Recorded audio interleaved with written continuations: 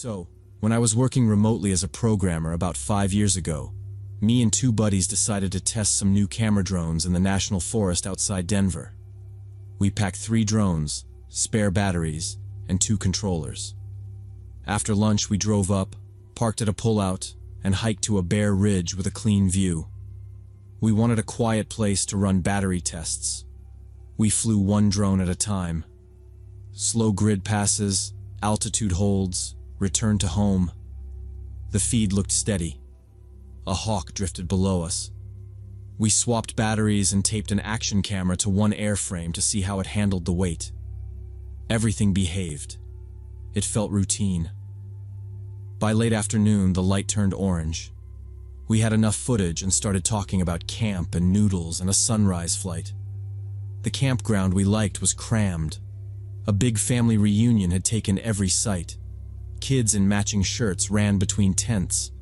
A generator hummed near the bathrooms. We did 2 loops, got nothing, and pulled by the dumpsters.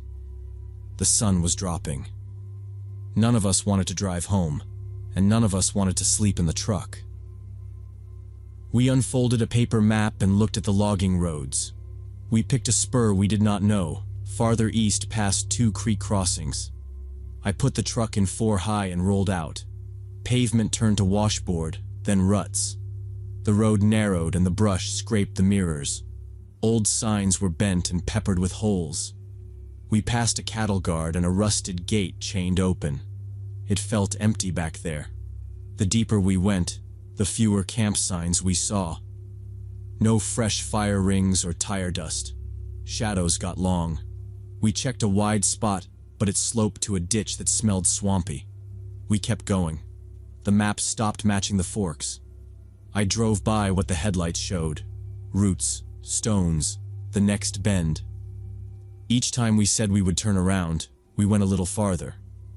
After about an hour of bumpy driving, we came to a road blocked with concrete barriers. They had chipped corners and spray paint tags. Someone had pushed them around before. Tire tracks went up a dirt ramp and through a narrow gap. It was not a real gate, more like a warning. We cut the engine and listened.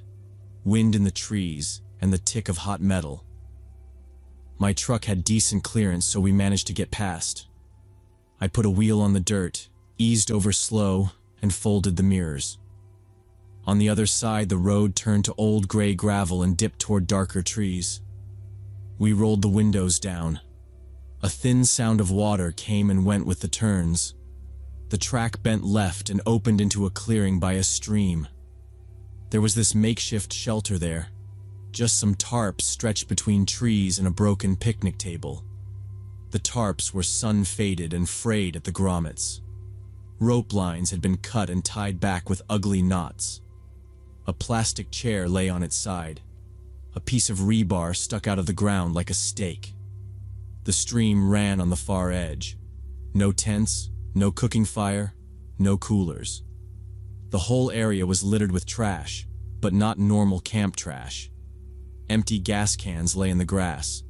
Chemical jugs with hazard icons sat open. A cracked plastic tote lay warped under the table. Clear tubing was coiled near a leg. A fertilizer bag was ripped, its clumps hardened like rocks. Burned spots on the gravel marked where something hot had sat. A blackened metal rack. The air bit like cleaner and fuel. We got out careful. I left the key in and killed the dome light. One buddy stepped on sealed coffee filters. The other swept his flashlight across the tarps. I dipped a hand in the stream, wiped it on my jeans, and looked at the far bank. It was undercut. Someone had stacked a pallet and rocks into a low wall. It looked wrong. We did not talk much. It did not feel like a place to talk loud. I scanned for sleeping bags or food. There were none. A bucket with a hole near the bottom sat stained yellow. An extension cord ran from under a tarp to a generator frame with no engine, its end stripped. Duct tape, a melted spoon, and a torn notebook page sat on the table, the pencil lines smeared. I checked the ground for tracks. There were deep heels from a hard-soled shoe crossing big lug prints. fresh enough to hold shape, not damp. Crushed water jugs lay flat. Bent tent stakes sat in a pile. No food wrappers, no beer bottles. The clearing was just big enough to turn around. The edges looked soft. The stream noise covered other sounds. I did not want to touch anything. My buddies did not either. We stood a few feet apart and looked. Headlamps made small cones and the trees swallowed the light. I thought about the barriers and realized we were on the wrong side of somebody's line. Not a park gate or sign. Somebody's line. That sat heavy. "Let's be quick," I said. We did one slow circle with our eyes. There were nitrile gloves stuck to the dirt, a spoon handle fused to a cup, and a rag stiff with clear flakes. The stream kept its steady sound. No crickets, engines, or voices. It felt like we had walked into a room right after everyone walked out. I kept counting steps back to the truck without meaning to. We stayed off the pallets and did not lift anything. We stepped back toward the truck. Boots on gravel sounded too loud. I did not like turning my back to the trees, so I watched the tarps and walked sideways. The truck ticked as it cooled. We climbed in with the lights off and pulled the doors slow so the seals would not thump. It looked wrong for a campsite. No one would sleep under tarps like that with no bedrolls, no food, and a broken table. Everything there was for doing, not staying. The trash was not the kind you leave after a weekend. It was the kind you do not want to put in a bin. We were not sure what to call it. We figured someone had been dumping garbage illegally, even though it seemed like a weird place for it. We set up our tents and pulled the truck closer to the stream. We built a small fire inside a ring of stones.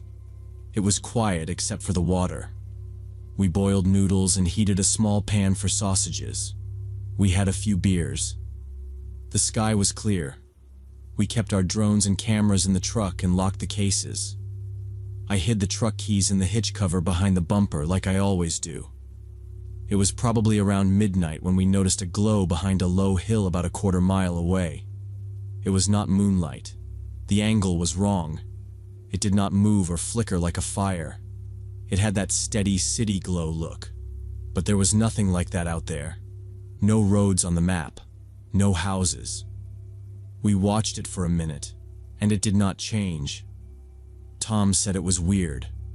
We talked about going to see it. Ryan said he would stay and watch the camp. Tom and I grabbed our flashlights and put on jackets. I checked the truck lock and patted the hitch. Still there. Ryan stretched out and said his stomach felt off from the whiskey. We kicked dirt over the edges of the fire to lower the light. We took the path along the stream and then cut up toward the glow. It stayed steady. No engine sound. No voices. The ground climbed and got rocky. Our lights picked up tree trunks and low branches. We kept a slow pace to keep quiet. The air smelled dusty and sharp from the cut brush. We could see the top of the hill as a dark line. The glow sat on the far side. We moved with our beams down to our boots. As we got closer, we noticed the trees. Someone had cut the bark in perfect rings around the trunks, dozens of them. Waist-high, knee-high, some shoulder-high. Clean, even lines. It looked like a practice cut. It looked fresh on a few, older on others. It was not random. We stopped and counted 5 in one small patch. We made a dumb joke about tree art. We kept walking. We should have stayed quiet. We were talking a little too loud. Tom tripped on a root and slammed his shin and said a loud curse. The sound bounced off the hill. The glow on the other side went out like a switch. No fade. Just gone. We stood still and listened. Nothing. No engine starting, no footstep, no metal. We looked at each other. We did not want to see what was back there anymore. We clicked our flashlights off and let our eyes adjust. The moon gave just enough to see the pale rocks and the lighter parts of the path. We went back the way we came. Slow steps. Controlled breathing. No more talking. The stream sound grew again and covered small noises. When we got within a couple 100 yards of the campsite, I saw a shape moving between our tents. A person with a hooded jacket. They held something and moved slow. They were checking the table and the gear tubs, looking into the tents, walking a tight circle like they were doing a sweep. I thought it was Ryan at first. The shape was about his size. I hissed his name. No answer. The person kept moving. We called out again. Normal voice. Our tent rustled and Ryan stumbled out. He looked sweaty and pale. He was barefoot and the whiskey was still on him. He blinked at us and asked if we had been gone long. We pointed at the person and he shook his head. He said he had been out in his tent. He looked at our truck and then at our camp chairs. He did not look steady. We moved faster. The person was not there now. The edge of the clearing was empty. We checked the truck. The cases were still locked. The hitch cover sat askew with a smear on it. My fingers touched grit where it was clean before. The keys were still in the pocket behind the cover where I had wedged them. Someone had felt around. The lid on the cooler was open. We spread out with our lights low. No footprints showed clear in the gravel, just scuffs. A chair had been moved 2 feet. The zipper on my tent was half open. The handle of the cooking knife was out of the tub. It looked like someone was fast and had a plan for what to check. I thought of our SD cards in their little bag in the camera case. I thought of the glow shutting off. We started packing fast. No talking. Tom collapsed the chairs. Ryan dumped the pot and kicked dirt over the coals. I unlocked the truck and threw the cases in. I did not like the noise the locks made. I put the keys in my front pocket. We agreed to leave. We could sleep at a motel back in town. No argument from anyone. A white light hit us from the trees. Hard, narrow, head high. It washed the camp and made the stream fade. We froze. A figure stood 10 yards back from the first tarp line. The hood was up. The light was in one hand. The other hand was on something at the waist. The voice was flat. Keys, it said. Cards. That was it. I raised one hand and showed my empty palm. Okay, I said. I set the keys on the table. I opened the camera case and pulled the little zip bag with the SD cards. My hands shook. I put the bag next to the keys and stepped back. Tom kept his hands up. Ryan stood still and stared at the ground. The figure walked in slow and kept the beam on our faces. I could not see a face. A small handgun sat in the other hand, down and close. Not pointed, but there. The figure pocketed the cards, picked up the keys, and stepped to the truck. The beam slid to our feet. We stayed put. They flipped the truck on lock, opened the back, and tossed through the cases. Fast and practiced. They ignored clothes and food. They lifted drone cases, opened one, checked for a card slot, and closed it again. They went to the table and grabbed our phones. They set them face down and took the battery from Tom's camera and dropped it in a pocket. Then the figure backed up. Walk, the voice said. Down. The light moved toward the road. We started moving, slow at first, then faster when the beam pushed us. We followed the gravel lane back toward the barriers. The light stayed on our shoulders. We heard metal behind us. A short hiss. Tires sighing. I knew what that sound was. Slashed sidewalls. We reached the curve and the light cut to black. We kept walking. No one talked. We heard the stream in our boots. A single shot cracked back by the camp and bounced off the hill. It was not aimed at us. It was a message. We walked faster. Ryan breathed hard. Tom kept looking over his shoulder.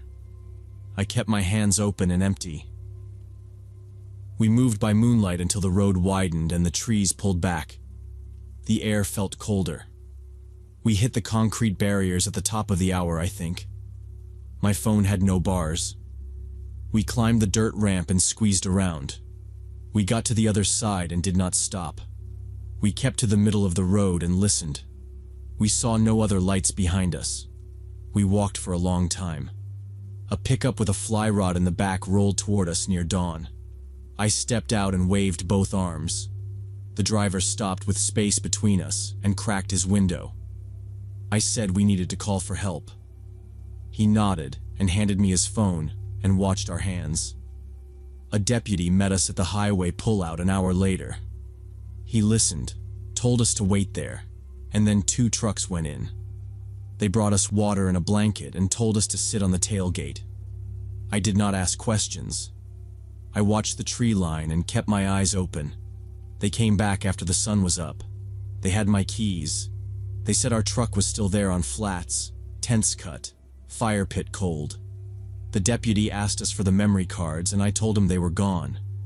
He wrote that down. He told us not to go back on closed roads. He said to drive to town for a statement. We nodded. We got a tow and followed it out. We passed the campground with the reunion and kept driving. I looked in the mirror at the mountains and did not see any glow.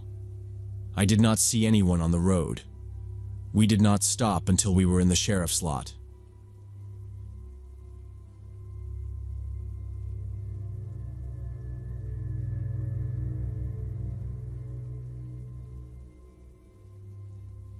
When I was 9 years old, my sister Carol and I used to walk home from school through Riverside Park in Oregon. Our dad was a trucker and gone most of the time, so we learned to be pretty independent kids. The park was the shortest route to our house on the edge of town, and we loved playing tag between the playground and the old brick warehouse that had been empty for years. That October afternoon, our teacher Mrs. Jones couldn't give us a ride because her car was in the shop. We didn't mind walking home alone since we did it all the time. The weather was nice, and we were looking forward to our usual race around the warehouse. Little did we know this walk would haunt me for decades. We left the school at 3 like always. The bell rang and kids spilled out, backpacks slipping on shoulders. I carried a spiral notebook. Carol had a red jacket tied around her waist. The sun sat low but warm. On the path, gulls argued over a sandwich by the trash can. The pond had green scum at the edges. Everything looked normal. At the playground, I stopped to tighten my shoe. Dust stuck to my sock. The slide felt cold to my palm. Carol climbed a low wall and balanced like a gymnast. The warehouse rose behind the swings, 3 stories, windows black and some broken. A steel door was chained with a heavy lock. A faded sign read, Martin Feed Co. Beside it, a shopping cart sat half sunk in the dirt. We liked to run around the corner and slap the brick. That day, small things felt off. A trash can was tipped over, and an energy drink enrolled in the breeze. Someone had left a cigarette half-smoked and crushed at the edge of the sandbox. There were muddy boot prints near the service drive. They were big and fresh. We joked maybe the city would turn the place into a skate park, but I kept glancing at the dark doorway where the chain sagged more than usual. I didn't say anything. We just wanted to beat each other to the corner. We cut across the grass like always. It shaved a minute. The grass was damp and left dark marks on our shoes. A white pickup sat far back by the trees with an open bed. No plate on the front. The driver window was cracked. A piece of blue tarp lay crumpled in the bed, and a yellow rope was coiled neat. I smelled gasoline, faint but there. A crow pecked at a paper bag, then hopped away. Carol said, "I bet I beat you," and took off. I followed slower, notebook under my arm. Somewhere a siren sounded. I scraped my knuckle on a splinter from a bench and wiped the dot of blood on my jeans. We neared the corner when I heard a short scuff, like a shoe sliding, and a sharp breath. I thought maybe a cat or a person moving boxes. The warehouse had been empty for years, but sometimes older kids snuck in to smoke. I listened, but the sound stopped. We walked past the swings and down to the back side where the delivery ramp sloped. The concrete was cracked with weeds. Old pallets leaned against the wall, gray with age. One had a fresh gouge, light wood showing. Carol skipped ahead and then paused, head tilted. I felt a small warning inside but kept moving. The fence had a gap kids used to cut to the creek. The weeds around that gap were bent down like someone had just gone through. On the other side, a narrow lane ran behind the building, hidden from the street. As we got near the warehouse, Carol was running ahead like always when we heard shouting and what sounded like a struggle coming from behind the building. The noise hit quick and then muffled, like a hand over a mouth and heels scraping concrete. I called out to Carol and pointed toward the noise, and we both crept closer to investigate. We didn't talk.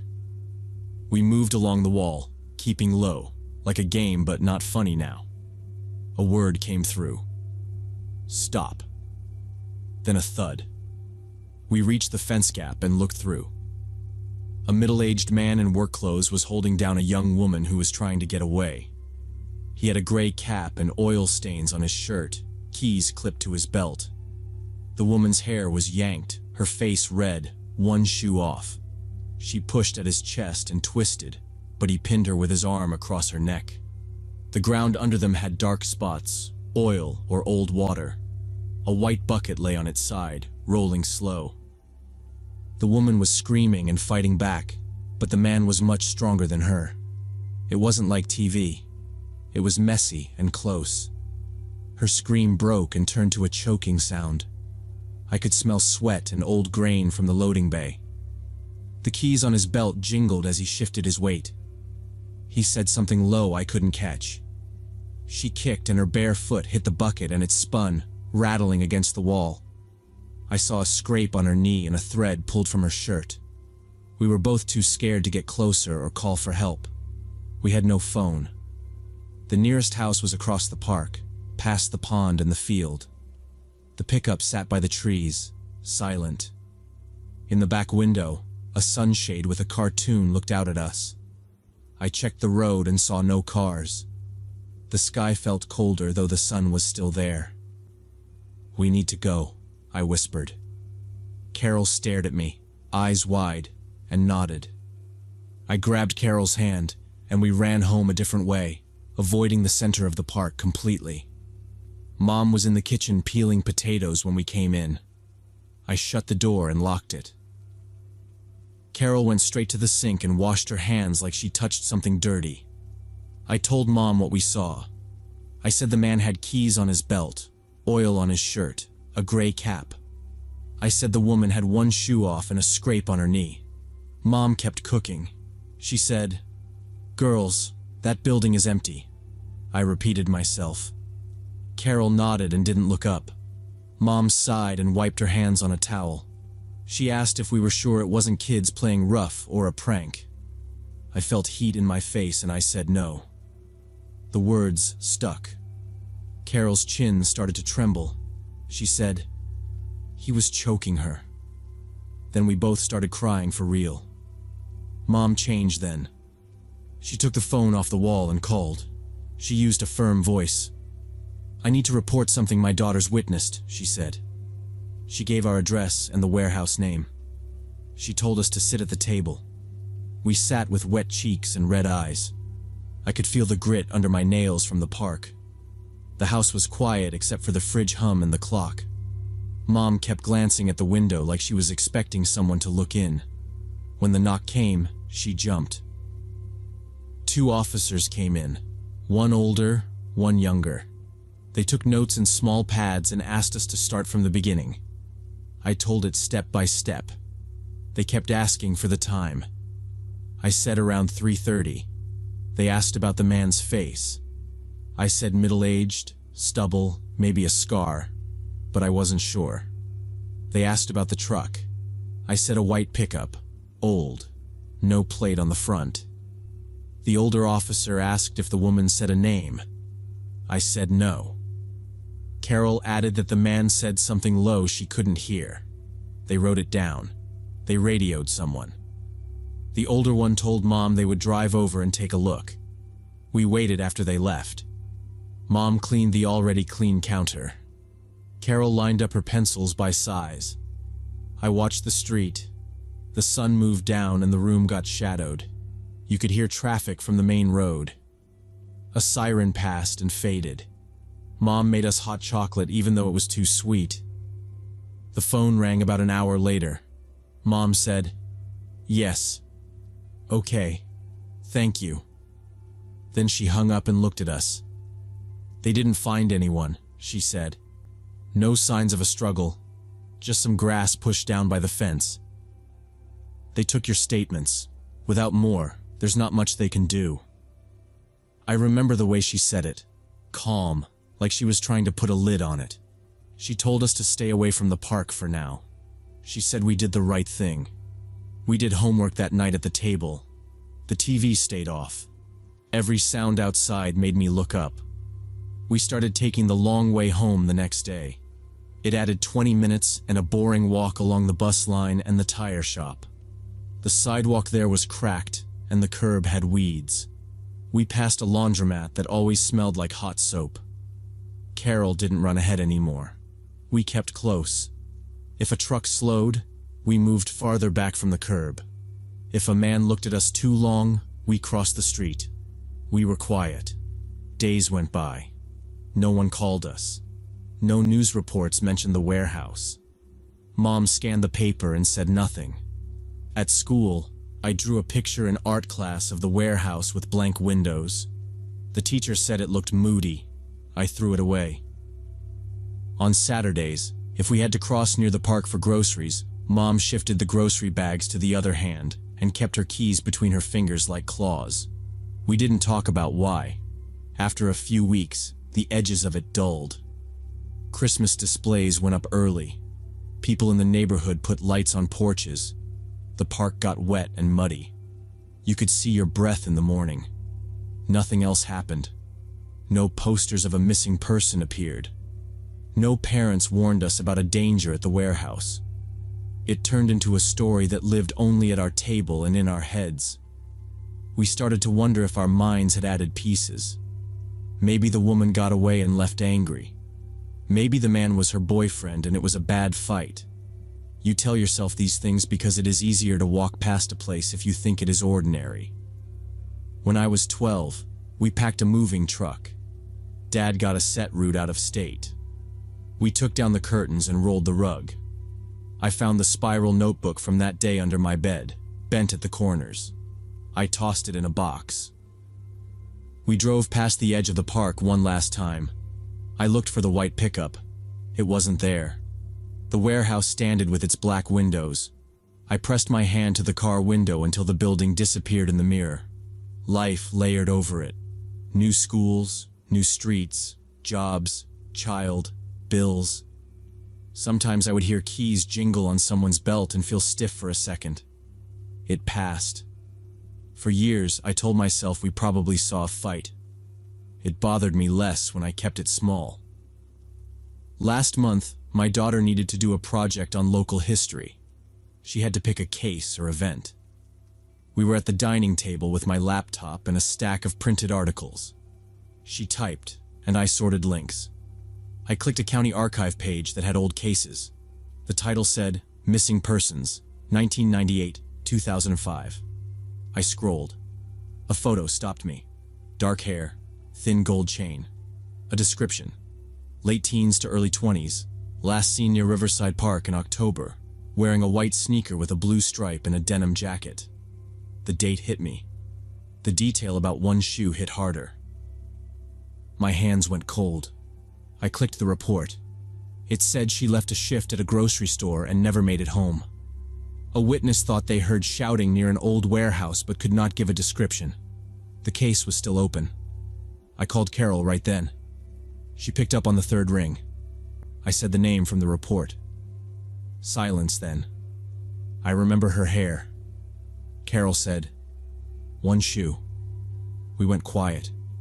We were two kids again behind a fence. Then Carol said, "Do you still have the police case number?" I didn't. We hadn't kept that paper. We wrote down the cold case unit number from the site.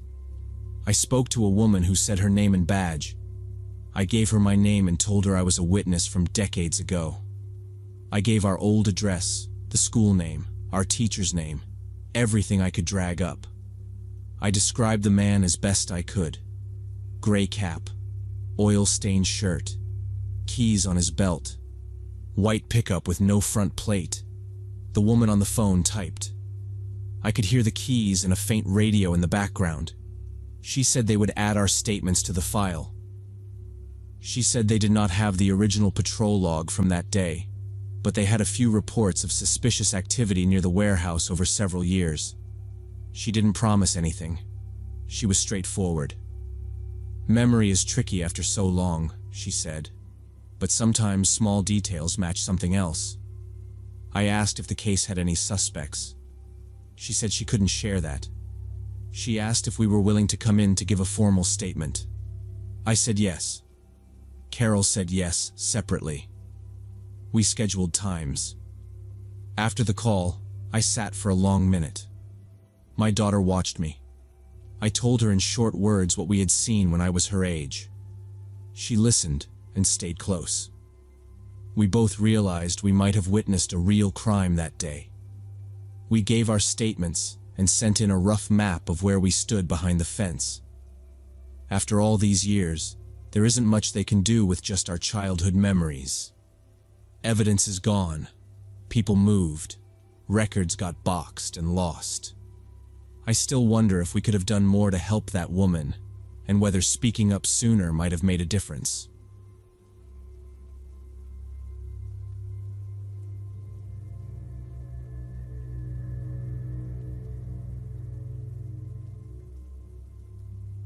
I was working for this Chinese food delivery service during college, just picking up shifts when the regular drivers were sick or busy. Trucks were parked tight along chain link, tarps tied over loads. I slowed to read painted letters on buildings, but a lot of them were faded or spray painted over. My phone sat in the cup holder, screen bright with directions, and the voice kept saying, "In 500 feet, turn right." My headlights rolled over pallets and a stack of tires. Somewhere nearby, a metal sheet banged in the wind, a regular clatter. I kept thinking about the note to go to the back door. That made sense for a late shift. I pictured a night janitor or a guy in a small office, sleeves rolled up, counting inventory. I wasn't worried yet, just paying attention. I passed two buildings with numbers that didn't match. One had a plastic banner falling off the wall. Another had letters missing, so it just said WRHUS. I checked the ticket again. The zip code matched the map. The route had me do a small loop and then head deeper toward the river. My tires crossed a small patch of water and made that slip sound. I could see my breath slightly in the wash of my dashboard light. By then the radio was off, and I could hear the wet squeak of my wipers every few seconds. I almost turned around once to reconfirm with the restaurant, but I didn't want to bug my boss for what was probably fine. I told myself to just find the back door, hand over the food, and move on to the next call if it came in. The bag sat there, steam fogging a corner of the plastic. The address led me to this huge complex of industrial buildings, most of them looking pretty run down. I drove around for a few minutes trying to find the right building number, but none of them were marked clearly. Finally, I found what I thought was the right place, but it looked completely abandoned. The parking lot was cracked and full of weeds, no cars anywhere, no lights on inside. The building had those roll-up metal doors that were all rusted shut, and most of the windows were either boarded up or had bars on them. I sat in my car for a minute trying to figure out if I had the wrong address. There were no signs of any business operating there. No electrical lines running to the building that I could see. I coasted along the length of the structure with my window down a few inches. Gravel popped under my tires. Up close, the walls were covered in flaking gray paint, and there were black streaks under the sills where rain bled dirt. A torn poster hung by one staple and slapped the brick when a gust hit it. The number painted near the corner was half gone. It could have been a 6 or an 8. My GPS arrow hovered like it was confused too. On the far side was a loading dock with a bent railing. A dumpster sat crooked with its lid open, and a ladder lay on the ground with one rung missing. I paused there and checked the ticket again, ran my finger under the street name to feel the indent from the printer. It matched what the map said.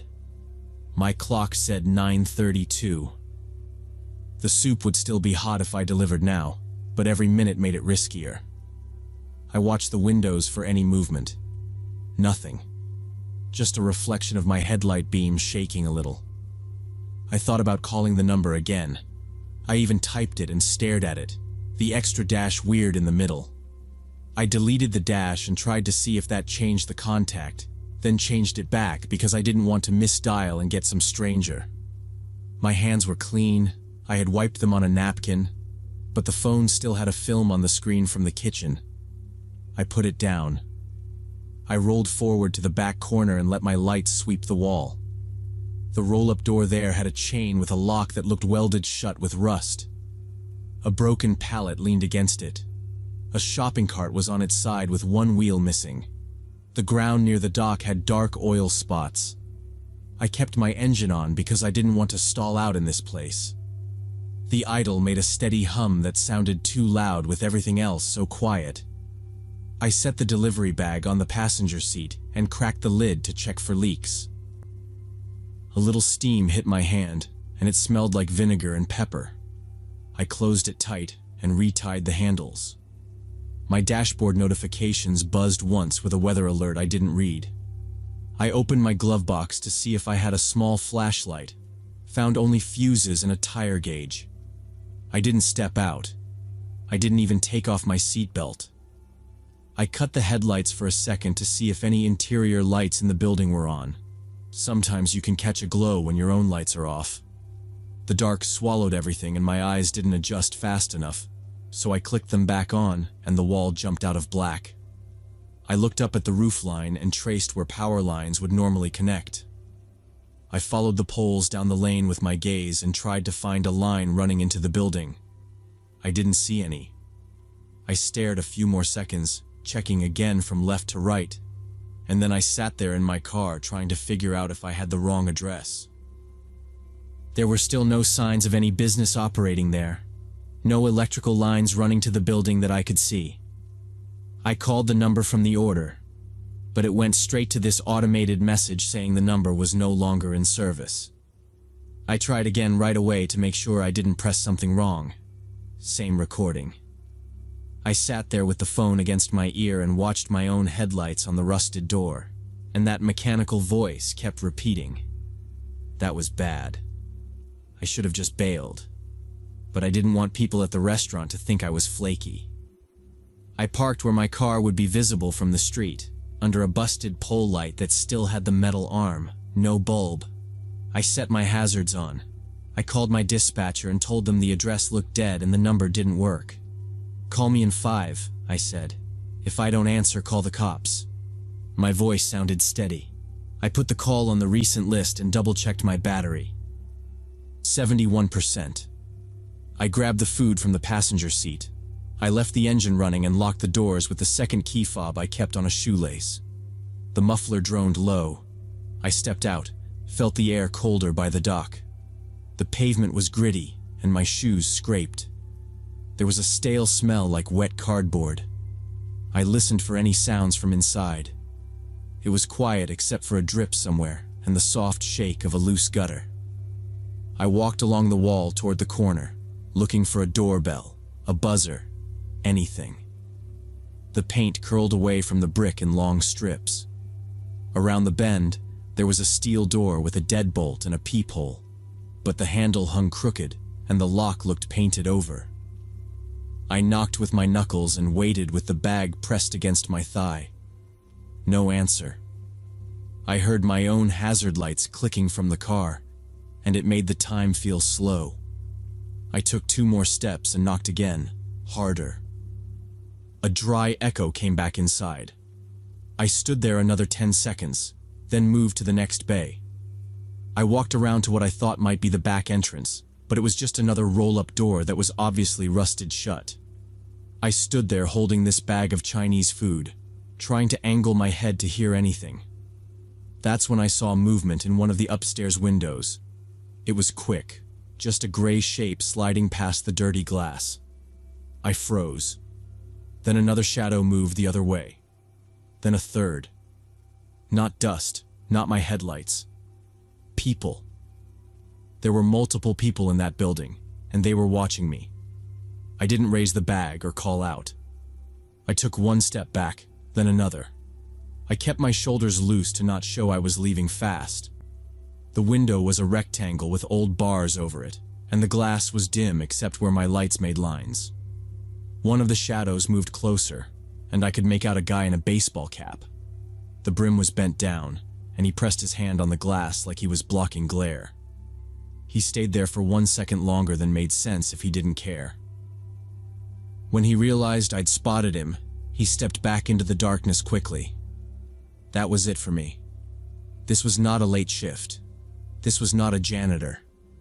It was wrong. I scanned the other windows. There was a thin streak of light under one, like a phone moving and then stopping. I heard a faint scrape inside, metal on concrete, like something dragged.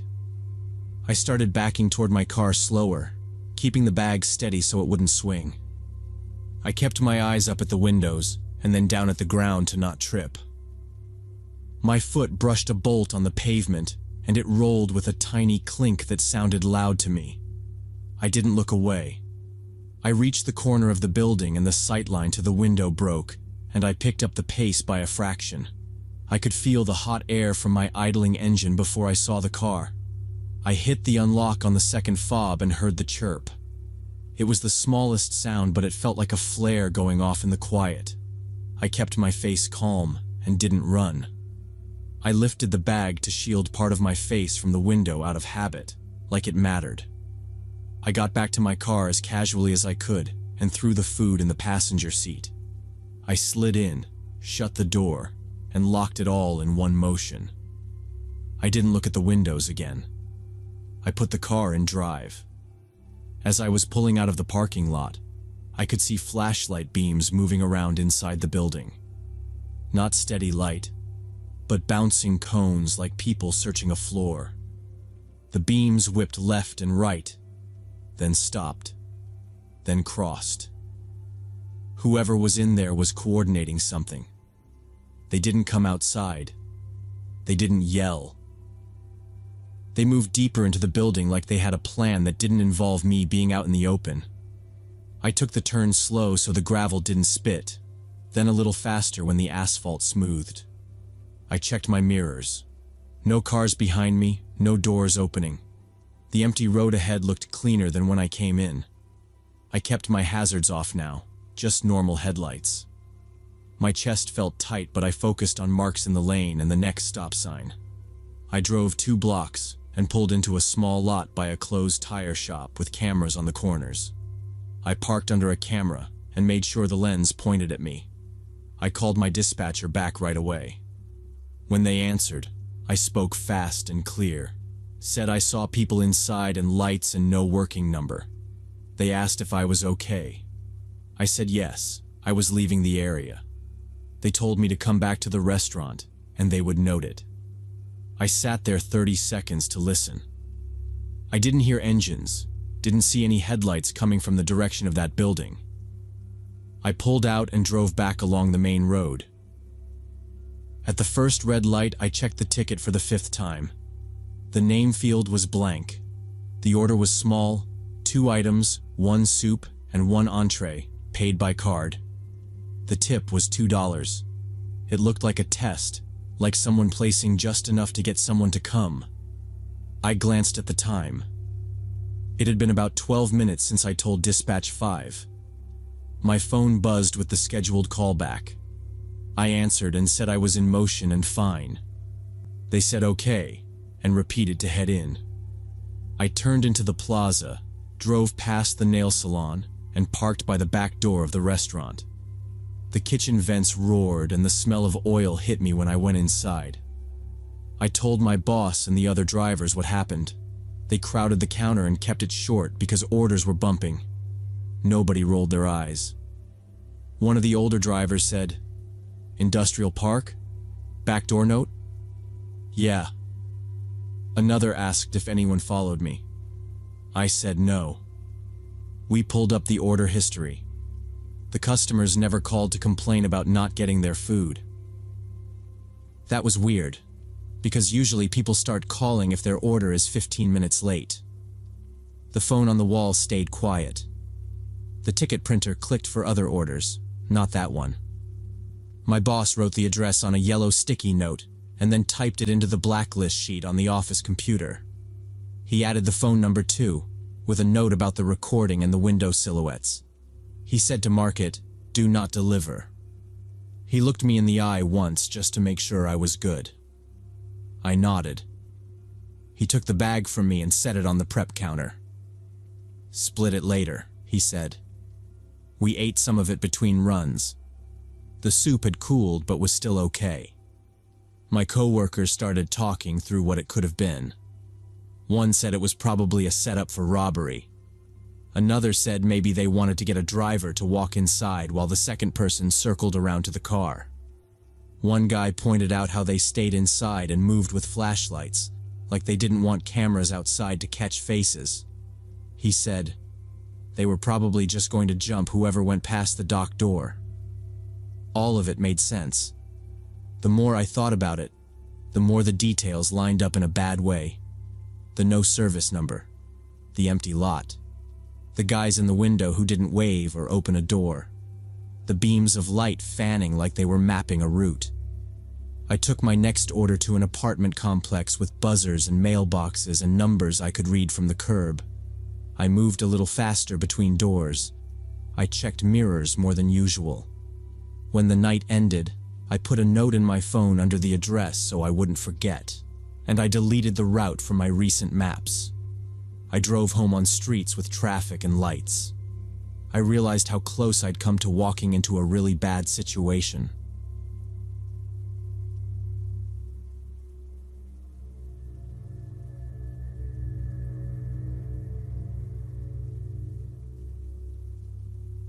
Two years ago, I was ending a toxic relationship with my boyfriend Mike, after finding out he'd been seeing other girls while keeping me as his backup. On my 29th birthday, I went to his place in the Bronx to say the last things I needed to say and leave. We sat at his little table. He lied, then apologized, then lied again. I kept my voice low and steady. I gave him his spare key and took mine back. The whole thing felt used up. It was close to 1:30 a.m. when I walked outside. The block was cold and empty, a shutter half down on the bodega, gray snow piled at the curb. I called a cab from the local number he always used. The dispatcher muttered something about 5 minutes. A gray Honda pulled up with a peeling base sticker in the rear window and a cracked taillight. I got in the back. The lock thunked heavy and final.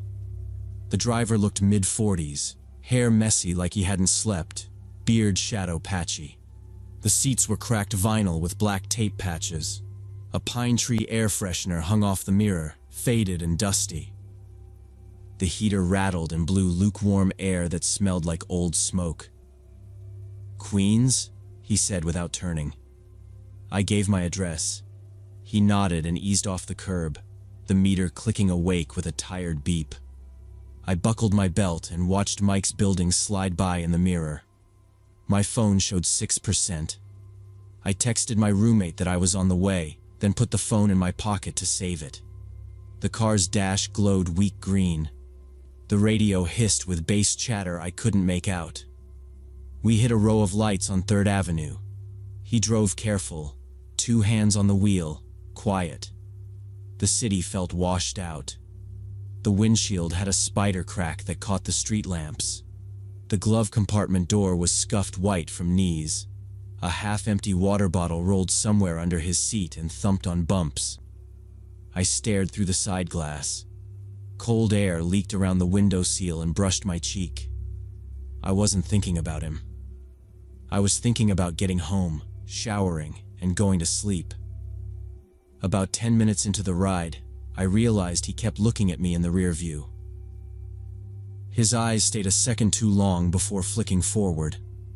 We were moving much slower than the flow, cars sliding past in the next lane while he sat in the far right. The engine hummed low like it was tired too. I checked the dash clock and felt the trip stretching. "Could we go a little faster?" I said. "I have work early." My voice sounded small in the rattling car. He smiled at the mirror, not at me. "Don't worry, I take care," he said. Then, like he'd been waiting, "You got nice eyes. You from Queens, yeah?" "Yes," I said. He let 2 cabs pass us before he eased on. The bridge ramp came up and he still floated under the limit. He glanced again. "We should get to know each other better," he said. "It's late. You don't have to go home." "No," I said. "Just take me home." He chuckled under his breath, like we were sharing a joke I didn't know. "You're playing hard to get," he said. "It's okay. You really want it." We rolled toward the toll. He popped the glove compartment while moving and rummaged with one hand. Paper maps, napkins, and old receipts slid forward. A crushed pack of cheap cigarettes fell into his lap. The car drifted, and the rumble strip buzzed under us before he jerked the wheel back. He muttered, still digging. The heater clicked on and off with each bump. "Please watch the road," I said. I kept my tone flat. My hands stayed in my coat pockets, one on my keys, one on my phone. I kept my eyes on the lane lines and the exit signs coming slow. "Relax," he said. He tilted the mirror to frame more of my face and smiled at the reflection. "You want a cigarette? We stop, we talk. I can make you feel better." "No," I said again. "Take me home." He kept pushing, like a script. "We go somewhere else," he said. "Motel, quiet. No questions." "I'm not going anywhere with you." He made a clicking sound with his tongue and shook his head. "Why so cold?" he said. "Come on, don't pretend. I like girls like you." After the toll, the road opened and traffic thinned, but he held the same lazy pace, as if he wanted the ride to never end. Frost dusted the guardrail. The river looked black and flat. He tapped the cigarette box against the steering wheel, tossed it back into the glove compartment, and left the door hanging open to bounce with the engine. He didn't fix it. Green signs slid by slow. I marked the distance to my exit and the number of lanes between us and it. The door's lock pin sat scratched and dull beside a child lock sticker half peeled. The window switch was worn to a shine. I was counting steps in my head. If the car stopped wrong, I would move fast. If it didn't, I would make noise. He went quiet for a minute, testing me. Then he started again, light and coaxing. "Birthday tonight?" he said. "I can tell. Pretty dress. You deserve a good night." I kept my eyes on the road ahead. "Take me home." His smile faded. "You are making this difficult," he said. Polite words with a flat tone. He lifted his hand to the mirror, adjusting it until the frame cut off everything but my eyes. He watched me through that, not the lane. A plastic soccer ball charm tapped the glass with each bump. He broke the quiet first. He said he wouldn't take me home until I was more friendly. My phone rang before I could answer him. The screen lit Mike's name. He must have heard my voicemail. I picked up and talked loud on purpose. "Yeah, I'm almost home," I said. "I'm at the bridge now, 20 minutes out. Same address as always, 4 On Avenue. The lights are on. They're waiting for me." I said it again, slower, so the driver heard every word. "They're at the door. Don't lock it. I'll be there in 20 minutes. The driver's jaw tightened. He stared at the road and didn't speak while I stayed on the line. I let Mike talk, Then I said, "Yeah, I'll call when I'm at the door," and hung up. The driver started muttering in his language under his breath. He shifted in his seat, pushed the mirror up, then down. He gripped the wheel at 10 and 2 so hard the leather creaked. For several minutes he didn't say anything else, just drove in a tight line, shoulders high. We came off the highway into local streets. Traffic lights stacked in a row ahead, empty lanes and cold sidewalks. He looked at the clock and exhaled sharp through his nose. His foot got heavy, then light, like he was arguing with himself. He glanced back again. "So we hang out a little," he said, voice trying to sound casual and failing. "They can wait." "No," I said. At the first red light he twisted in his seat to face me fully, one knee up against the steering wheel. He didn't care about the green arrow flashing for turn. Horns started behind us. "Don't be like this," he said. "I take care. 5 minutes." "Go," I said. "Light is green." I kept my shoulders square and my hands inside my coat. He snapped forward and hit the gas too hard, then braked at the next light. He looked back again. "You don't know what you miss," he said. His tone slid from sweet to hard. "Don't play with me." We rolled on. He started pleading in a low, fast voice. Then he switched. "I can leave you in the middle of nowhere," he said. "You want that?" "Take me home," I said. My voice didn't rise. I already paid the fare. He put his hand on the back of the passenger seat and turned around again at the next red. "Say please," he said. "Say sorry." Headlights washed the interior from the side. A delivery truck passed and the driver hit his horn at us. Mine lifted his chin like he didn't hear. Then he faced forward and drove, lips moving. The heater coughed. My exit came up, the block names familiar now. He slowed at each corner as if waiting for me to change my mind. He made a wrong turn, and then a U-turn slow enough for me to see the plate numbers on the cars nearby. I repeated my building number and he flinched like it hurt. When my street finally appeared, he drifted to the curb. The brakes squealed. He kept his hand on the shifter, not in park. He leaned half around again. "Last chance," he said. His eyes were empty of the smile now. I opened the door before he finished the sentence and stepped out fast, bag on shoulder, hand on keys. I didn't wait for change. Cold air bit my face. I slammed the door hard and started toward my entrance at a jog. His voice followed me down the sidewalk, something in a sharp, hissed tone, then, "You'll call me." I took the steps 2 at a time. The vestibule smelled like old paint and hot metal. I got the first door open with my key and pulled it shut behind me. In the small hall, I paused and listened.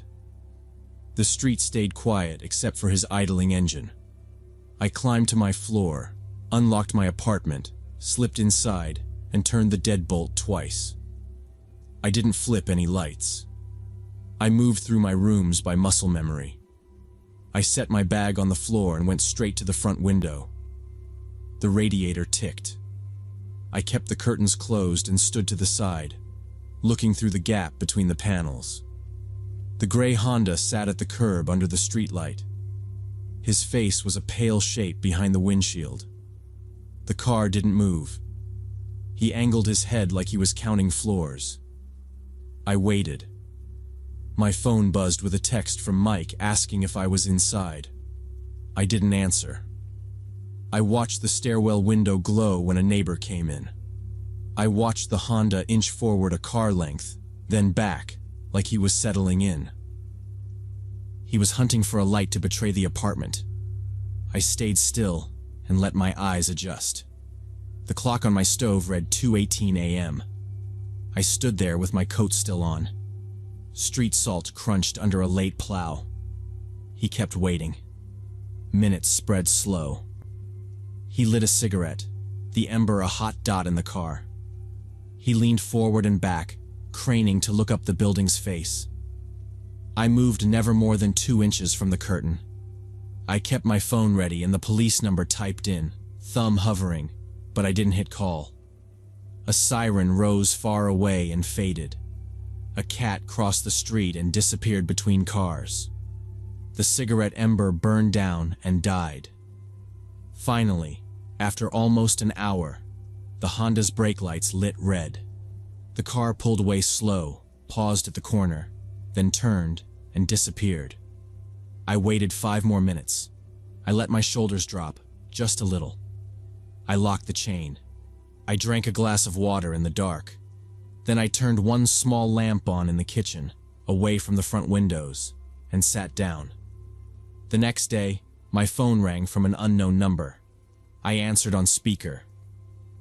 A man's voice filled my kitchen. "Finish what we started last night," he said. "Don't be a tease." I hung up and blocked the number. 2 hours later, another call from a different number. "Don't ignore me." I blocked that one too.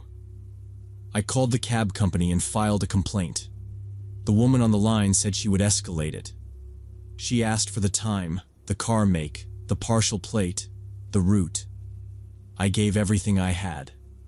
For weeks, the calls kept coming, different numbers each time. Some rang once and cut off. Some went to voicemail with breathing and nothing else. A few left short messages in a fake sweet tone, and then the same hard voice under it. I kept blocking them. I saved the dates and times in a note because it felt like the right thing to do. After a while, they stopped. I never found out how he got my number. Maybe the dispatcher pulled it up. Maybe he saw it on the booking screen. I didn't know. I changed my phone number and sent the new one only to people I trusted. I started recording plates and driver names before I closed the door on any ride. I took pictures of the car, the sign on the dashboard, the base sticker on the rear window. If a driver made me uneasy, I got out before the first turn. I always sat behind the driver now, not diagonal. The cab company called me back once. The man said, "We took action," but he didn't say what. I asked if they suspended him or reported him. He repeated, "We took action," and thanked me for my patience. That was it. I didn't push. I just wrote down the time of that call and moved on. Now I plan my late trips differently. I text the plate to someone the second I get in. I leave a fake phone conversation open and I say my address out loud. I sit with one hand on the door handle at red lights. It's simple routines. They make the ride feel shorter. 2 years later, I still think about the cold glass under my fingers and the red coal of his cigarette, and how long that hour felt. I still think about how differently that night could have ended if Mike hadn't called when he did.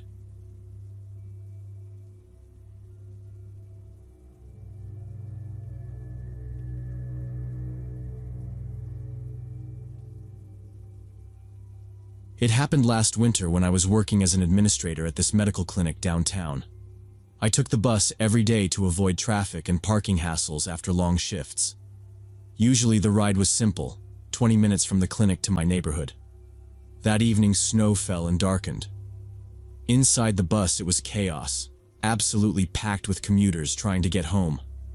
I had to push my way on and scan for any open seat. The only spot left was on a bench beside a really big guy, maybe 40. From the moment I sat, something felt wrong. The heater blasted and the windows were fogged except for finger streaks. Melted snow and black grit covered the floor around heavy boots. The driver kept tapping the brakes, that hard air hiss each stop. People stood hip to hip in the aisle, backpacks bumping shoulders and elbows.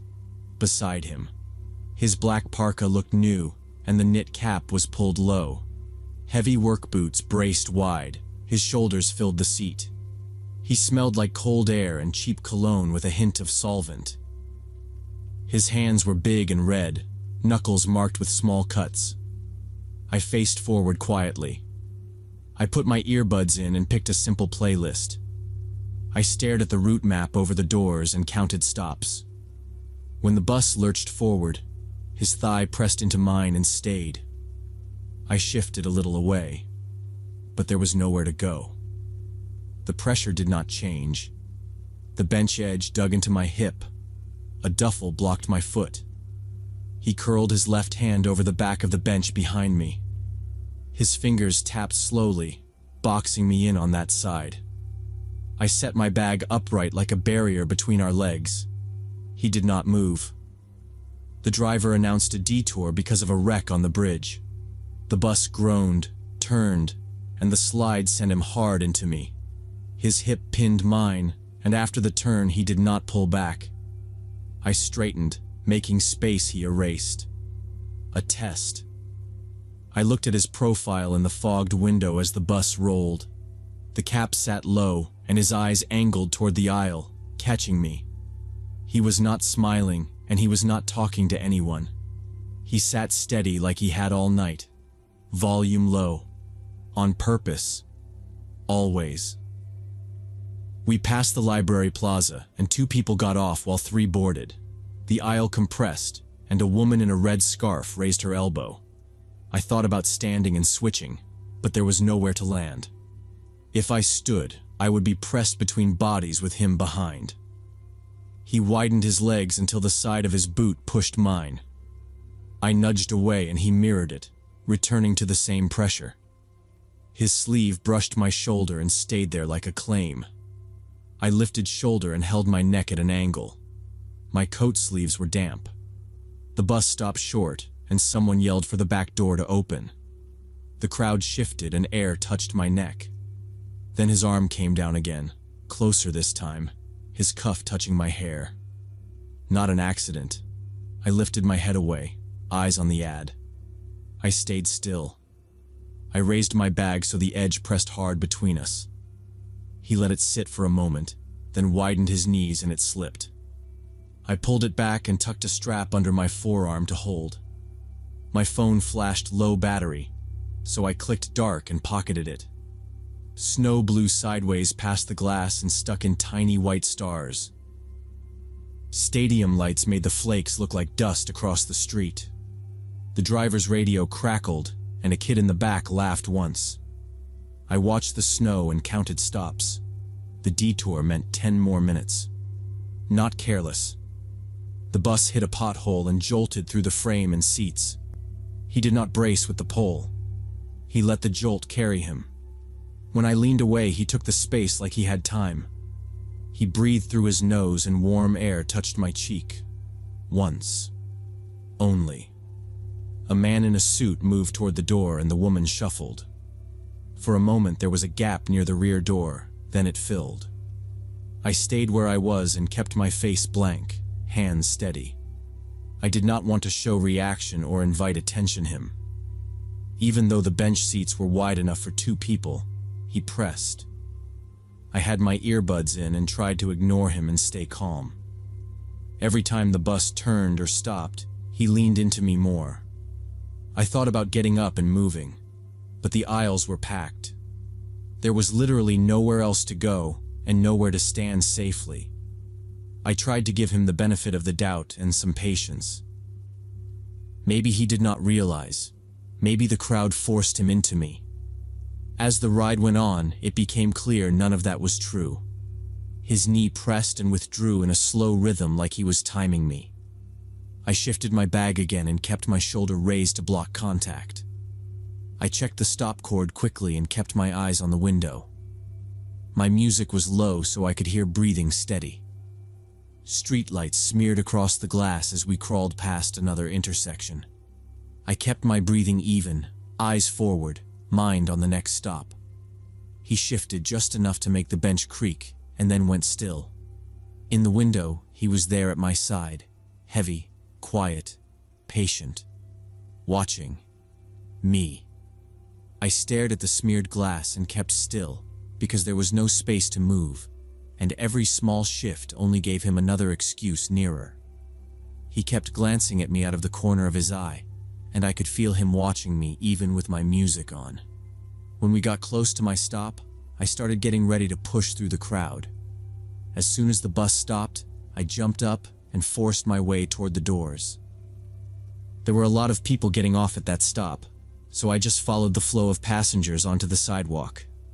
I was relieved to be off that bus and away from that creepy guy. But then I noticed him getting off too, from the rear doors of the bus. He lit up a cigarette and just stood there by the bus stop, watching me as I walked away. Most of the other passengers got in their cars or headed in different directions, but this guy was clearly focused on me. I had to walk about 6 blocks to get home, and I kept looking back over my shoulder. The wind blew hard down the avenue and the snow hit sideways, stinging my face.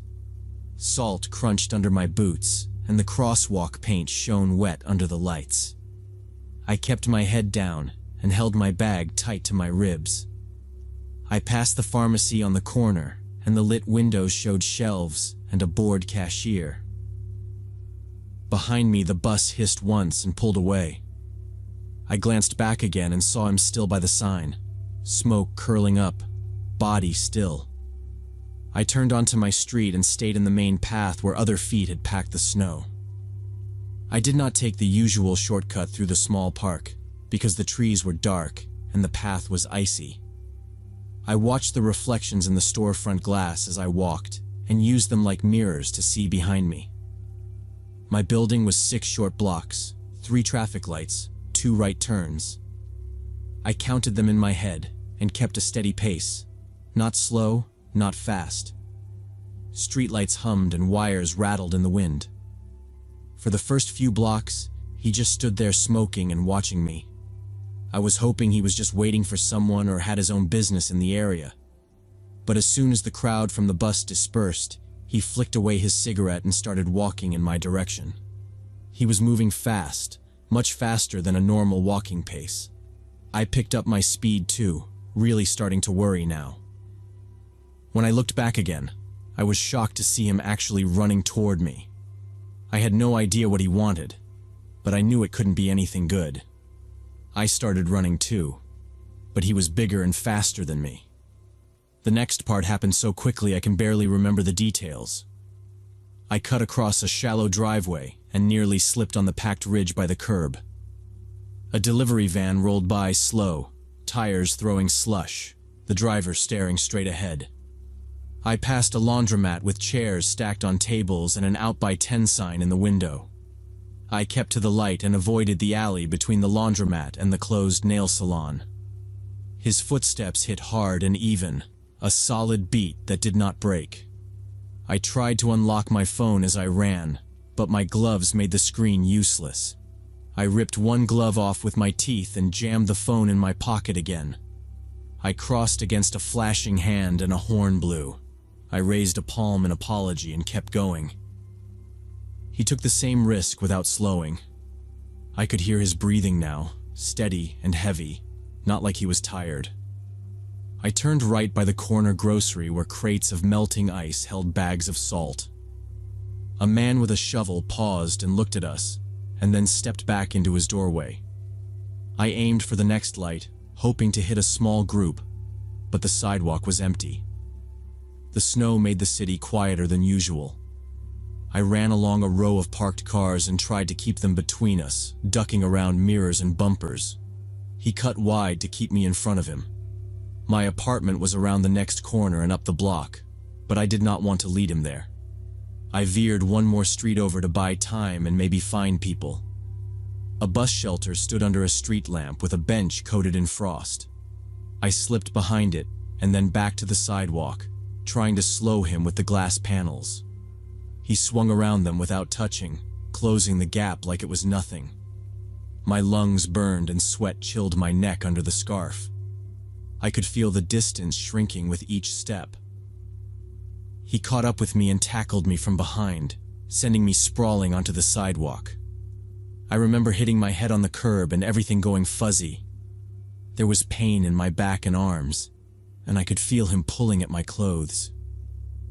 Later, the doctors told me he'd cut my jacket and shirt with a knife, but I don't remember seeing a weapon at the time. I must have lost consciousness, because the next thing I knew, I was in an ambulance. An elderly couple walking their dog had seen the attack and scared him off by yelling and running toward us. They called 911 and stayed with me until help arrived. The woman held my hand and kept telling me to breathe slow while the man kept the dog close and watched the street. I remember the dog's tags clinking together and the rubber smell of the oxygen mask. The paramedic asked my name and pressed a light in my eyes. My jacket was open and the lining was cut in 2 long slices from shoulder to hem.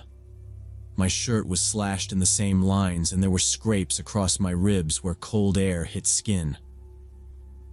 My head pounded where it met the curb and there was blood in my hair. The doors closed and the siren started, muffled inside the box. The woman's voice faded and the ceiling light slid by. At the hospital, they cut away the rest of the clothes and cleaned gravel out of my elbows and palms. They stitched a small cut in my scalp and wrapped my ribs. A police officer took a report at my bedside and asked for the route, the stop, the man's clothes, his height, if he said anything. He hadn't said a word to me the entire time. I told them the bus number and time, and pointed out the street corners on a map in the officer's notebook. They said they would pull camera footage from the bus and the intersections. I signed forms and gave my phone so they could copy the calls and texts around that hour. My neighbor came to pick me up because the nurses did not want me going home alone by a rideshare. We walked slowly out of the ER, past security and a floor cleaner pushing a machine that left wet tracks. Snow had slowed to a powder, and the plows had piled it along the curb and gray walls. The street where it happened still had a smear of disturbed snow near the gutter. The officer stopped there and bent to look for anything metal or sharp, but found nothing. Later, when they called me, they said the cameras were blurry and the route was too dark to get a plate or a face. The couple who helped me gave statements and described the same cap and coat I had. He had kept his head down and his collar up. They never caught him. I changed my commute, changed my hours, and changed my route to the clinic. I carried a small alarm and kept my keys threaded between my fingers when I walked. I took pictures of every street light that was out and sent them to the city. I checked over my shoulder at each corner and listened for boots on snow behind me. It was not dramatic. It was work, and I did it every day. Even now, I remember the sound of his steps more than his face. For months after that, I was terrified to take public transportation or even walk alone anywhere.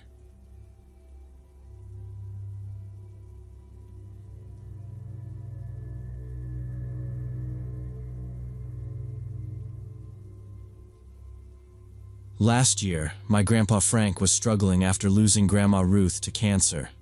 He was 85 and had lived with her in their remote Colorado mountain house for over 50 years. After the funeral, Grandpa became increasingly isolated, barely leaving the property he'd built himself back in the 70s. The house sat 3 hours from town on winding mountain roads, surrounded by thick forest with the nearest neighbors over a mile away. My family was worried about his mental state, so my mom asked if I could spend a few weeks with him. I agreed, knowing how close we'd always been, and understanding how difficult the loneliness must be for him. I remembered the house well. A brown A-frame with a metal roof and a porch that wrapped halfway around. A gravel drive that cracked under tires. A tilted tin mailbox with faded numbers. The shed smelled like oil and sawdust. When I was a kid, Grandpa sharpened tools and let me hold the flashlight. After Ruth died, he stopped coming down to town. He told everyone he was fine. He kept his answers short on the phone. He said he was eating and sleeping. My mom kept trying to visit, but the timing never worked. My uncle said the place felt too quiet when he dropped off propane. He just said the air felt wrong. I pushed my own visit back because of shifts and bills. When I finally took time off, I made a list. Groceries, a carbon monoxide detector, batteries for flashlights, screws for the porch rail. I planned to check the gas stove, clear the downspouts, and clean the chimney screen. Normal things. I thought work would help him. The drive started before sunrise. I filled up at the last station and grabbed coffee. Two-lane blacktop turned to narrow switchbacks with dented guardrails. The forest got thicker. Patches of old snow hid in the shade, although it was late spring. A wooden sign full of bullet holes showed the county line. Clouds sat low on the ridge and the air smelled like sap. My tires slid once on loose gravel before catching again near the curve. Hard. The sky felt close. The last miles were slow. The road turned to dirt and rock. Dust followed the car. I saw the ridge and then the roof peak.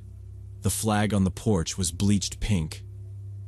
The chimney leaned more than I remembered. The front windows looked like dark sunglasses. I pulled up by the steps and killed the engine. The silence sat heavy. When I arrived after the long drive up the mountain roads, I was shocked by how much Grandpa had changed. He opened the door with the chain on and stared at me through the narrow gap. His hair was thin and his face was hollow. He slid the chain free with shaking fingers and pulled me inside fast, like he was worried about letting the outside in. He hugged me and then looked past my shoulder at the driveway. He asked if anyone followed me. He locked the door again. The usually independent and confident man had become nervous and paranoid, constantly checking locks and refusing to stay alone even during the day. He walked the house in slow loops. He pressed on the deadbolt and jiggled the knob. He set a wooden bar into the track of the sliding door. He checked the tiny latches on the kitchen windows and twisted them until the metal squealed. He kept the blinds down. He asked me to shut the curtains before noon. He moved his chair so it did not face the front windows. I brought in groceries from the car, and he would not let me go alone. He stood in the doorway like a lookout while I carried bags. He flinched at the sound of rocks under my boots. He told me to park closer to the steps next time. He wanted the shortest path inside. He lowered the TV volume to a whisper and turned it off each time a car sound drifted up the road. He paused and stared, waiting for it to fade. It felt like a patrol. I tried small talk about chores and the weather, but he stayed on the locks. He asked if the back door latch looked straight. He asked if I saw any footprints near the shed. He asked if I noticed broken twigs by the fence line. He showed me a stick he had wedged in the track of the mudroom window. He said it made the window impossible to slide from outside. He checked it twice, pressing on the glass with his palm. When it was time for bed, he begged me to stay in his room because he was afraid to be by himself. This was completely unlike the fearless man I'd known my whole life.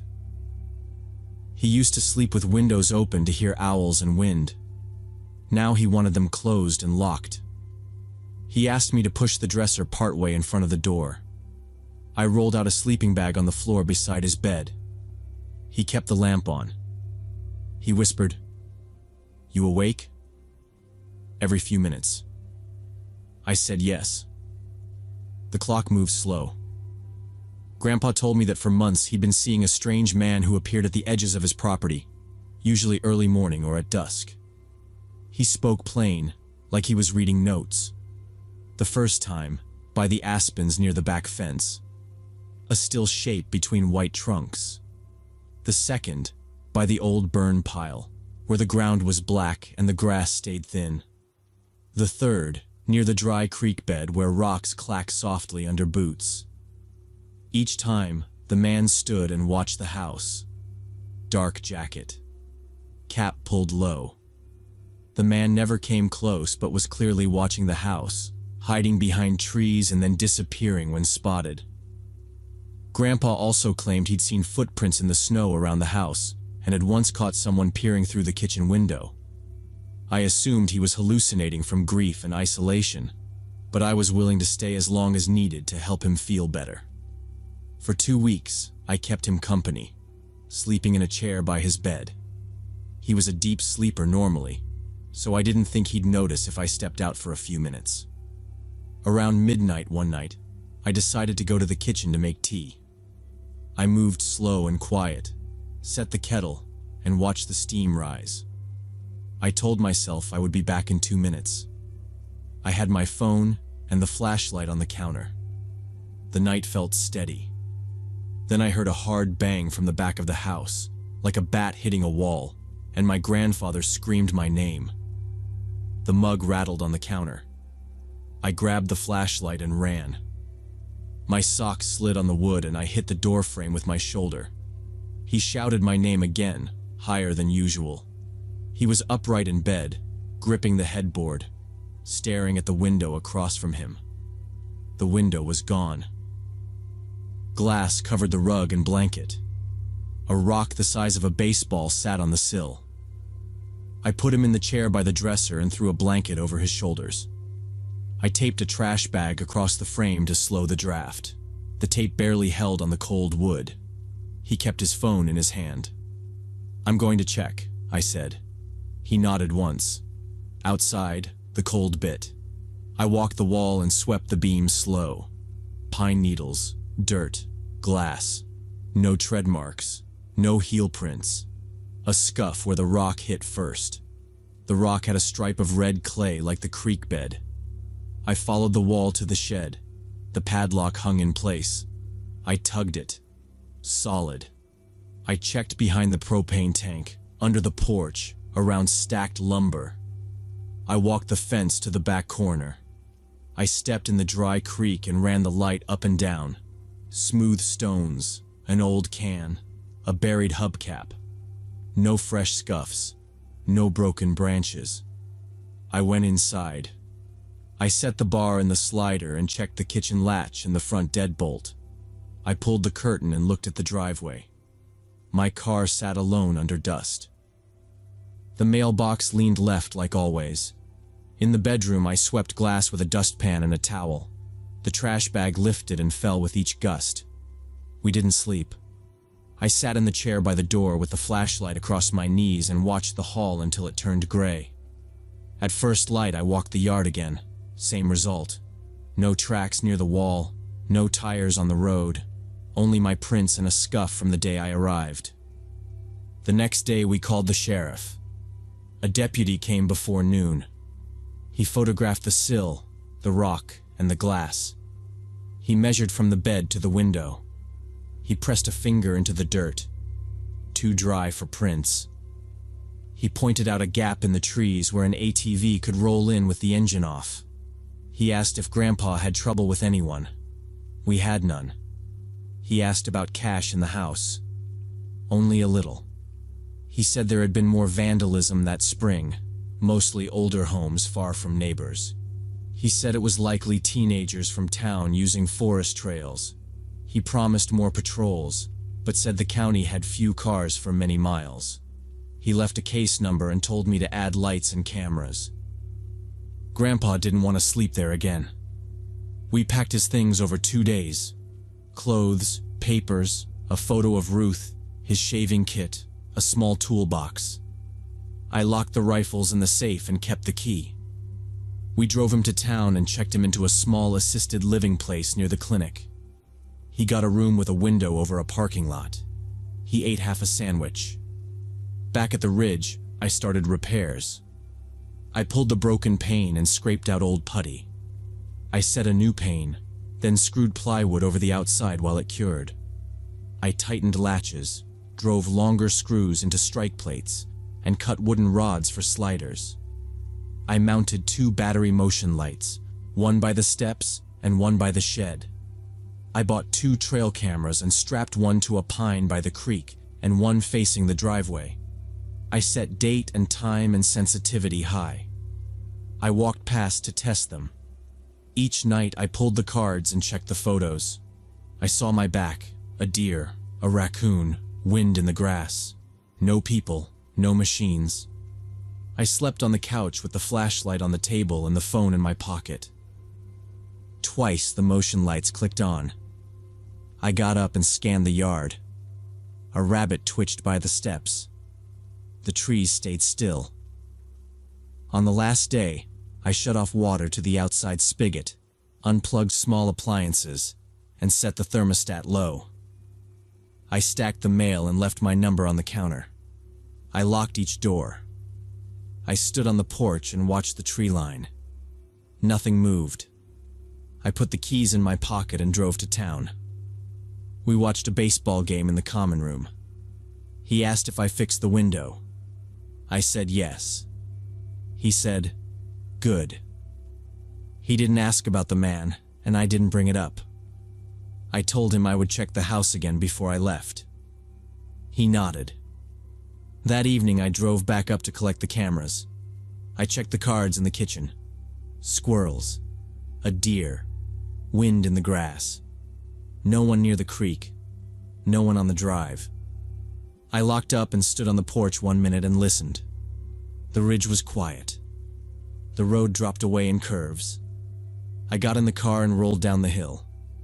I stayed another week to repair the window and secure the house, but never saw any sign of the mysterious watcher or experienced any more vandalism.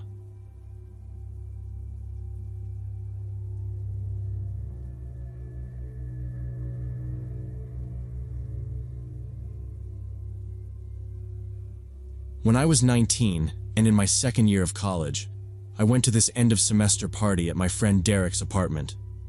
I'd only been legal to drink for about a month, so I was still pretty inexperienced with alcohol. By around 2 a.m. I was way too drunk to walk home, especially since I lived about 3 miles off campus. I called for a taxi using one of those ride apps, and it showed up after maybe 20 minutes. The driver was this middle-aged Asian guy with thick glasses, seemed pretty normal.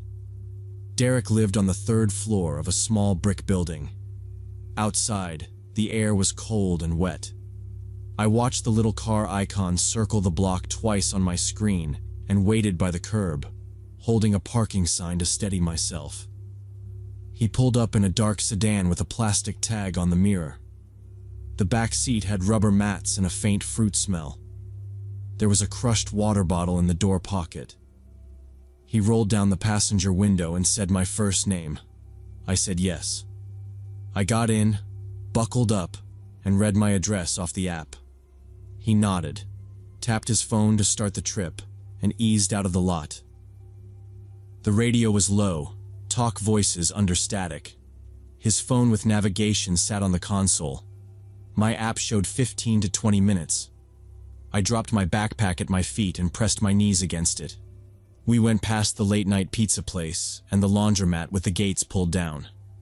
The streets were empty. He drove smooth, hands at 10 and 2. I knew the main route by heart. Maple, left at the pharmacy, past the park, then my street. He didn't talk at first. The tires hissed on the wet pavement. I breathed through my mouth and tried not to think about throwing up. I kept quiet and let him drive. At the next light, he glanced at me in the mirror. "Long night?" he asked. "End of semester," I said. He went through on green. The glow from the screen lit his glasses. He cleared his throat and said, "You look young. How old are you?" I said, 19. He nodded. "You live near campus?" I said, "Yeah, my own place." He asked if I worked or just school. I said just school. He said, "Good to focus." His voice stayed even. I watched the navigation line and tried to relax. We passed the pharmacy where we should have turned left. I watched the red sign slide by and shrink in the mirror. I leaned forward and said, "I think we missed that turn." He said, "My way is faster, less lights." He kept his speed the same and followed the curve past a closed car wash. On his screen, the blue line recalculated. I sat back. Maybe he knew a cut-through. I checked my app. The time estimate didn't change much. The fare still showed around 15. I didn't want to argue while drunk. I tried to keep track of where we were. He asked, "You live alone?"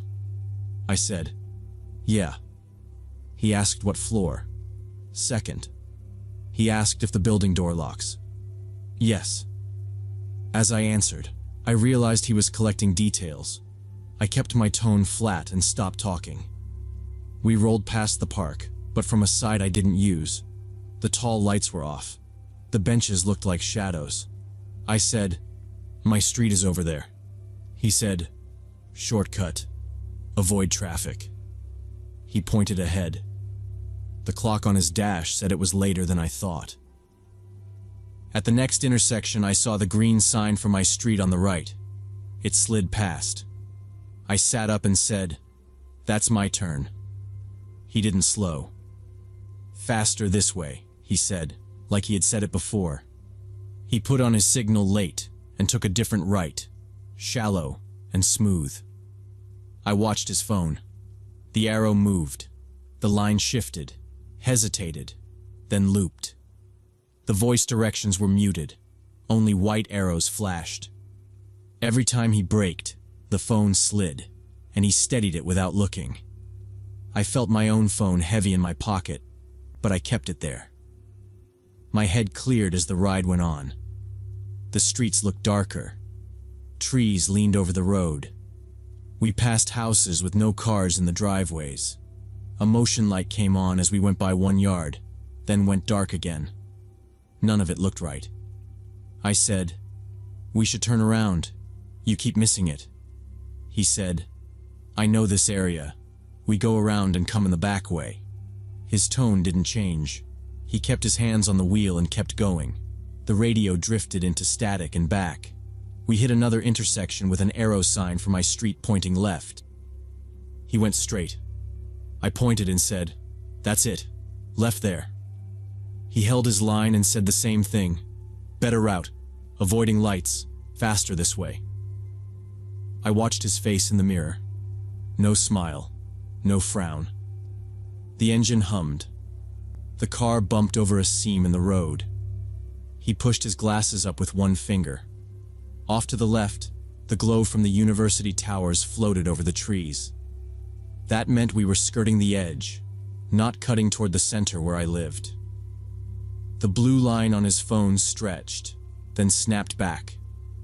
We passed a shuttered strip of stores. One had bars on the windows. An ATM glowed behind glass. He made a right by a pawn shop and rolled down a block with no streetlights. I said, "You're adding time." He said, "Trust me." Another set of choices came up. The name of my street appeared on a green sign with an arrow pointing left. He kept straight and let it pass. He missed another turn and another one, each time using the same excuse about knowing a better route. We drove deeper into a part of town I never used. The shops thinned out. The signs switched to names I didn't recognize. The sidewalks were empty. We crossed under a low bridge with flaking paint and came into a grid of warehouses. Metal siding. Loading docks with chains across them. A few cameras mounted high but no lights on. I said, "This is wrong. My place isn't here." He slowed and looked at the phone like it had frozen. Then he turned into a narrow alley between two buildings. The walls were close and dented.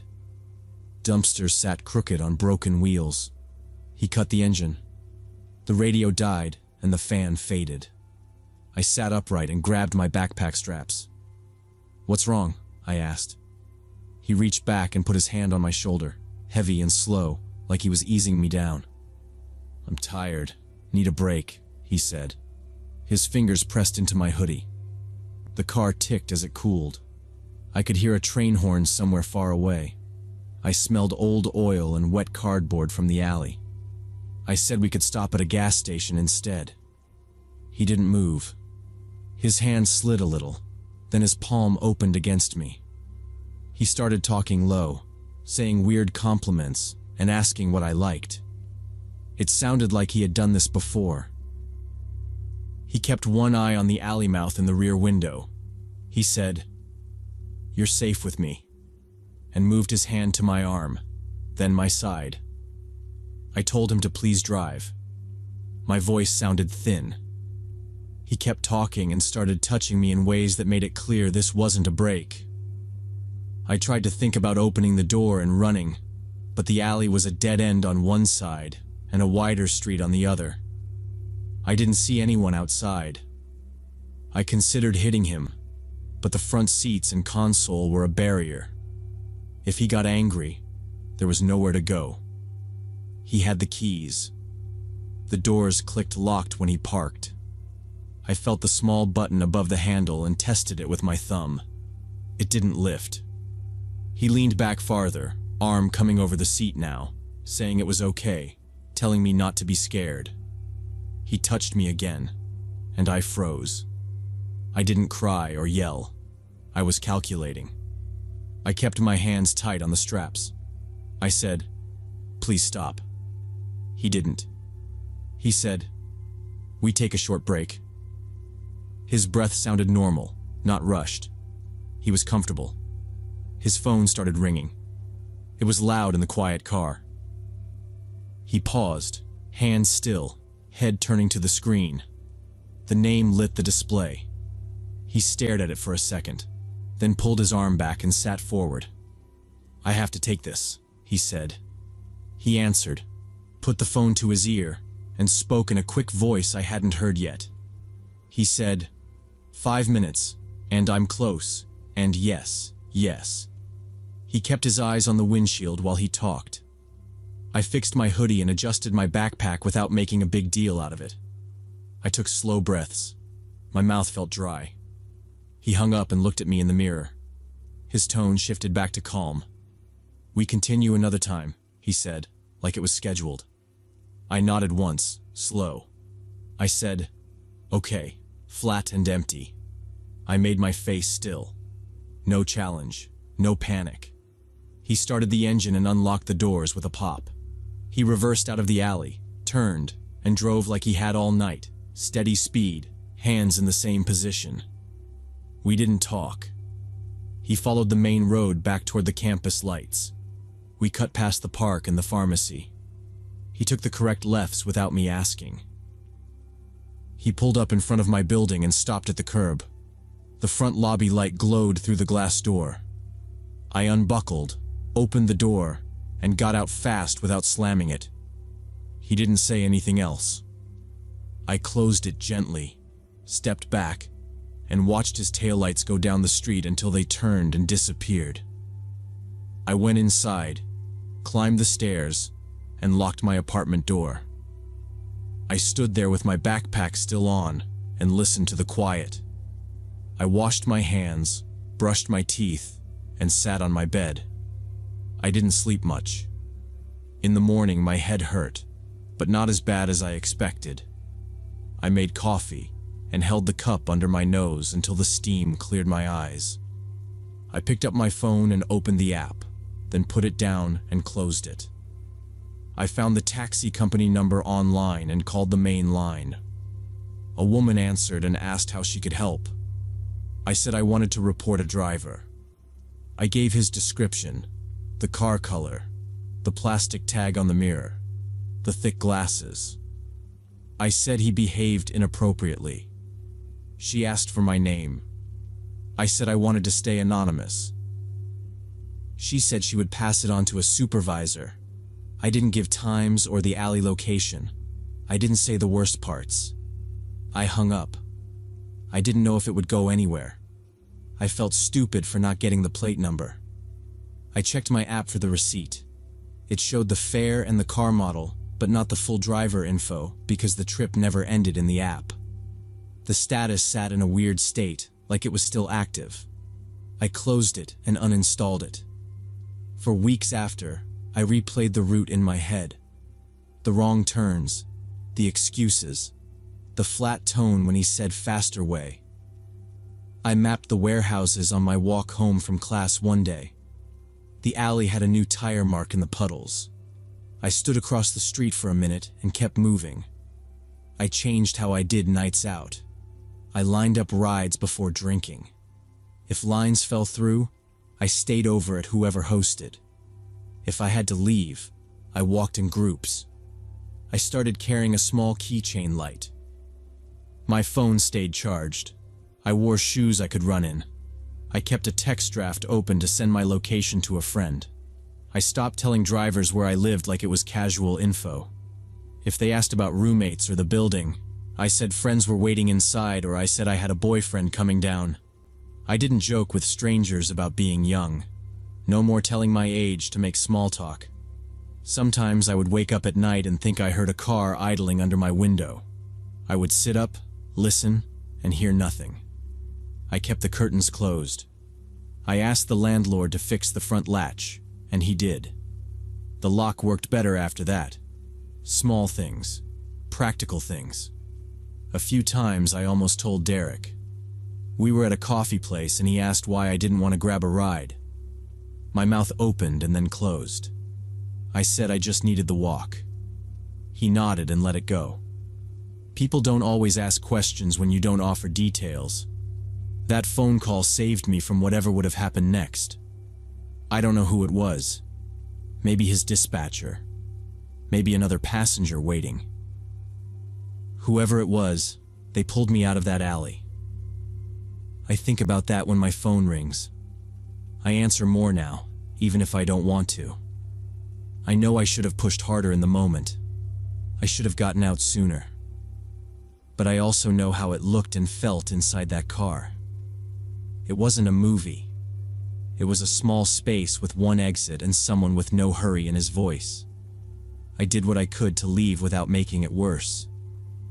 After that, I didn't use taxi apps for a long time.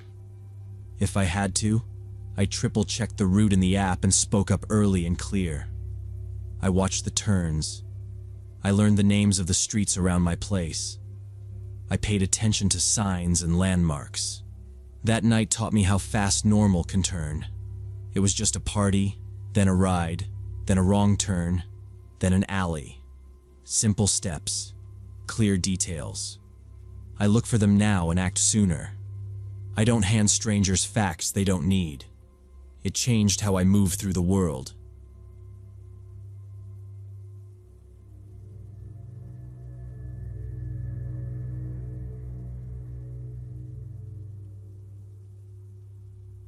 Growing up in a Phoenix suburb, I was 7 years old and attended elementary school near the factory where my mom Linda worked.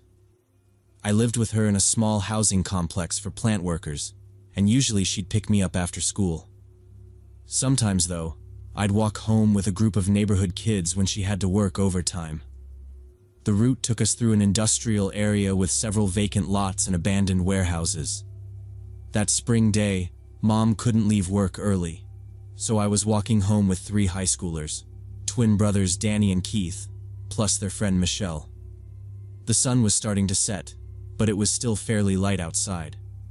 We left the school gate together and crossed cracked blacktop by the bent bike rack that squeaked. I held my backpack straps tight so they wouldn't slide. Danny and Keith joked about the baseball team. Michelle walked beside me, swinging keys with a purple tag. The air smelled like hot dust and machine oil from the plant. The path we used wasn't a real sidewalk. It ran behind low warehouses. We cut across a dirt lot with dry grass and half-buried cans. A shopping cart lay on its side with 2 wheels missing. A long cinder block wall showed faded graffiti. This was our normal route. Between buildings, the factory stacks pushed white steam that disappeared. I counted utility poles. 3, then a corner, then the lot with rebar. If we stayed on track, home was 15 minutes away. Mom said to go straight home and not stop. Michelle asked about the cat sticker on my backpack. I said book fair. Keith kicked a rock into a shallow metallic-smelling puddle. We passed a dented metal door with a peephole and heel marks high up. The farther from school we got, the quieter the buildings felt. The orange lamps hadn't turned on yet. Shadows stretched across dust. My shoes turned gray. The sun slid behind storage units. An electric panel buzzed on a pole. We crossed an empty loading dock with peeling yellow bumpers. Danny checked the street and waved us across. Michelle checked the time and said we were fine. A blue sedan sat with a foil sun visor. I noticed a cracked plastic fork and a spiraled shaving. I wasn't nervous. I was hungry and thinking about leftover rice and Mom's call. I matched my steps with Michelle's steady pace. We passed a chain-link gate with wire around the lock. A cardboard sign inside said, "Lease," in crooked red letters. The yard held gray pallets and a cracked white chair. A crushed orange soda can lay by the fence. Ants moved in and out. I looked down and then up to the road again. That was when I heard footsteps that weren't ours. At first, I thought our sounds bounced off empty buildings, but the timing was half a beat late. I glanced back and saw the gray wall and the blue car. Nobody close. I turned forward and kept with the group. We made the right turn by the cracked curb where weeds grew in a line. The roofs of our housing complex showed above the next block. We were almost there. Michelle tugged my sleeve and pointed at the sky. "Still light," she said. The twins kept a steady pace and scanned the cross street. My backpack felt heavy. I shifted the strap. I listened and walked. Partway home, we were joined by an unfamiliar man in his 30s wearing a worn denim jacket and carrying a backpack over his shoulder. Instead of passing our group like most pedestrians would, he stayed behind us at a short distance. At first, nobody paid much attention, but then Michelle noticed the man was staring specifically at me and her, the two youngest in the group. When Michelle whispered her concerns to the brothers, they looked back and felt something was wrong too. The man was walking too close and too slowly, even though his long legs should have let him move faster. Danny's posture changed. He moved to my side, so I was between him and Michelle. Keith fell back half a step to watch the man without stopping. We didn't run. We kept to the sidewalk and the painted curb line. The man's boots scuffed heel first, then toe. His backpack strap creaked when he adjusted it. I heard his breath sometimes, a short push through his nose, then quiet. When we passed the pallet yard, he closed the gap a few steps and then held it. Michelle squeezed my elbow once and kept her eyes forward. The twins stopped talking. Danny glanced at the next corner. The light over the warehouse door was off. The roll-up door had fresh scrapes under old paint. A shopping flyer tumbled and caught on Keith's shoe. He shook it off and looked back. The man looked away when Keith's eyes met his, then looked at me and at Michelle again. His cheeks were sunburned. His hair was short and flat. One cuff on his jacket was frayed. The backpack had a brand patch I didn't know. He didn't smile, and he didn't speak. We passed a storm drain. Wet concrete smell came up, old water and oil. Keith moved closer to the curb to make space on our left. The man shifted left too, mirroring without touching. Michelle slowed half a step to see if he would pass. He slowed too. His eyes stayed on me and on her, not on the street. "He's too close," Michelle said softly. Danny didn't answer. He lifted his chin and checked the cross street and the gate ahead. His hand brushed mine once, then fell. The lamps didn't come on. A car turned at the far end of the block and kept going. The man didn't react. His pace stayed matched to ours. I heard a small click of metal in his pocket when he stepped. We reached the corner where a white line was half worn off the asphalt. Danny stepped closer until his arm touched mine. Keith took the outside. Michelle tightened her grip on her keys so metal points stuck between her fingers. No one raised a voice. We moved together like a single piece, heads down, quick feet. The man adjusted his backpack and cleared his throat. Boots scuffed. I looked at the gray blocks of our housing roofs and counted. 1, 2, 3. We were still 2 blocks out. Behind me, the steps stayed right there, too close. Michelle leaned near my ear and said, "Stay next to me." I nodded once and kept walking. Heat pressed off the pavement and made my calves sticky. The wind pushed grit across the curb and into our shoes. The man's jaw worked like he was chewing nothing. He walked with his chin tucked, eyes tilted up at us. His denim looked stiff with dust along the seams. Michelle shifted the keys so one long one pointed out. Keith's shoulders squared, like he wanted to look taller. We angled slightly right to avoid a cracked section of walk. I could hear my breath in my ears, quick and small. The man's shadow stretched over our heels as the light thinned. We didn't break stride. Danny took my hand and suggested we pick up the pace. We turned onto the narrow path between two warehouses we used almost every day. The ground there was packed dirt with bottle caps pressed into it. A row of busted windows faced us, dark like missing teeth. The air felt cooler in the shade. Our steps sounded different there, hollow and close. I hoped the man would break off at the corner and go the other way. He didn't. He came after us into the alley and kept the same slow pace, still close. I could hear the zipper pull on his backpack tapping plastic. I stared at a strip of caution tape stuck to a post and tried to keep my feet moving straight. Then his steps changed. He pushed faster. The gap closed in 3 long strides, and the breath from him sounded wet and hard. Keith spun, eyes wide, and his voice cracked. "Run!" he shouted. I saw a quick bright line in the man's hand. It looked like metal. He lifted it waist high. We all moved at once. Keith grabbed Danny's sleeve, then let go. The twins cut to the right, hard, aiming for the main road where there was traffic and light. Michelle veered left toward the rows of small houses, keys in her fist. Danny pulled my shoulder and we angled straight for the factory gate. We knew there was a guard there and cameras. Gravel slid under my shoes. I almost fell but kept going. The man didn't charge after any of us right away. He stopped like he had to pick. He turned his head from the twins to me to Michelle, then looked at the broken door of the abandoned warehouse. He stepped to it, slipped through a gap in the plywood, and vanished inside. We ran until the path ended at the street and then cut toward the plant.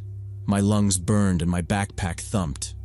I didn't look back because Danny told me not to. At the corner, a semi rumbled by, shaking the air.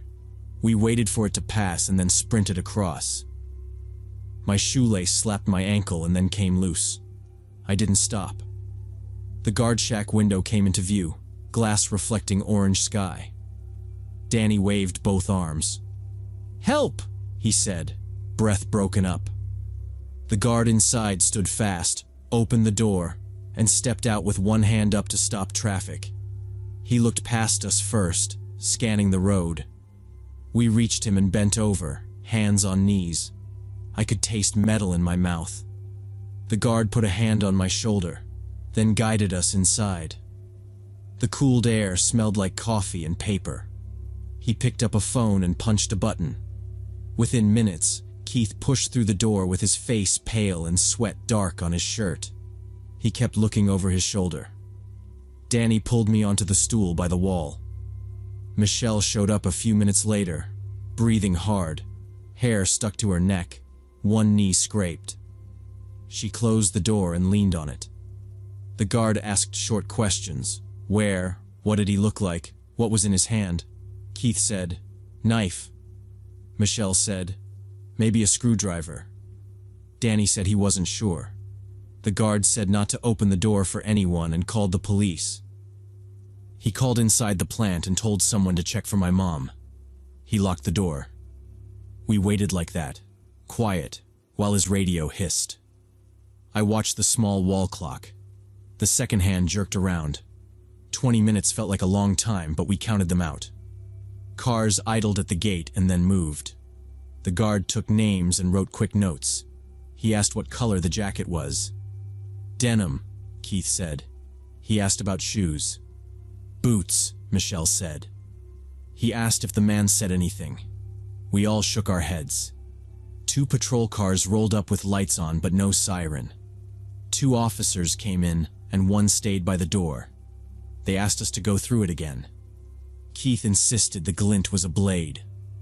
Michelle pointed to her scrape and said she cut across gravel because he lunged. Danny said he saw the man's hand but not the shape. The officer took our statements down, line by line. He asked about the warehouse. We told him which one. Another unit went that way. The radio on his shoulder crackled with codes. In the middle of it, my mom came into the guardhouse still in her work goggles and hairnet. She pulled the goggles up and came to me fast. She checked my arms and my face like counting. She looked at the officers, then at the guard. She asked if anyone was hurt. The guard said no. The officer said we did the right thing. Mom squeezed my shoulder and nodded once. They kept asking for small details.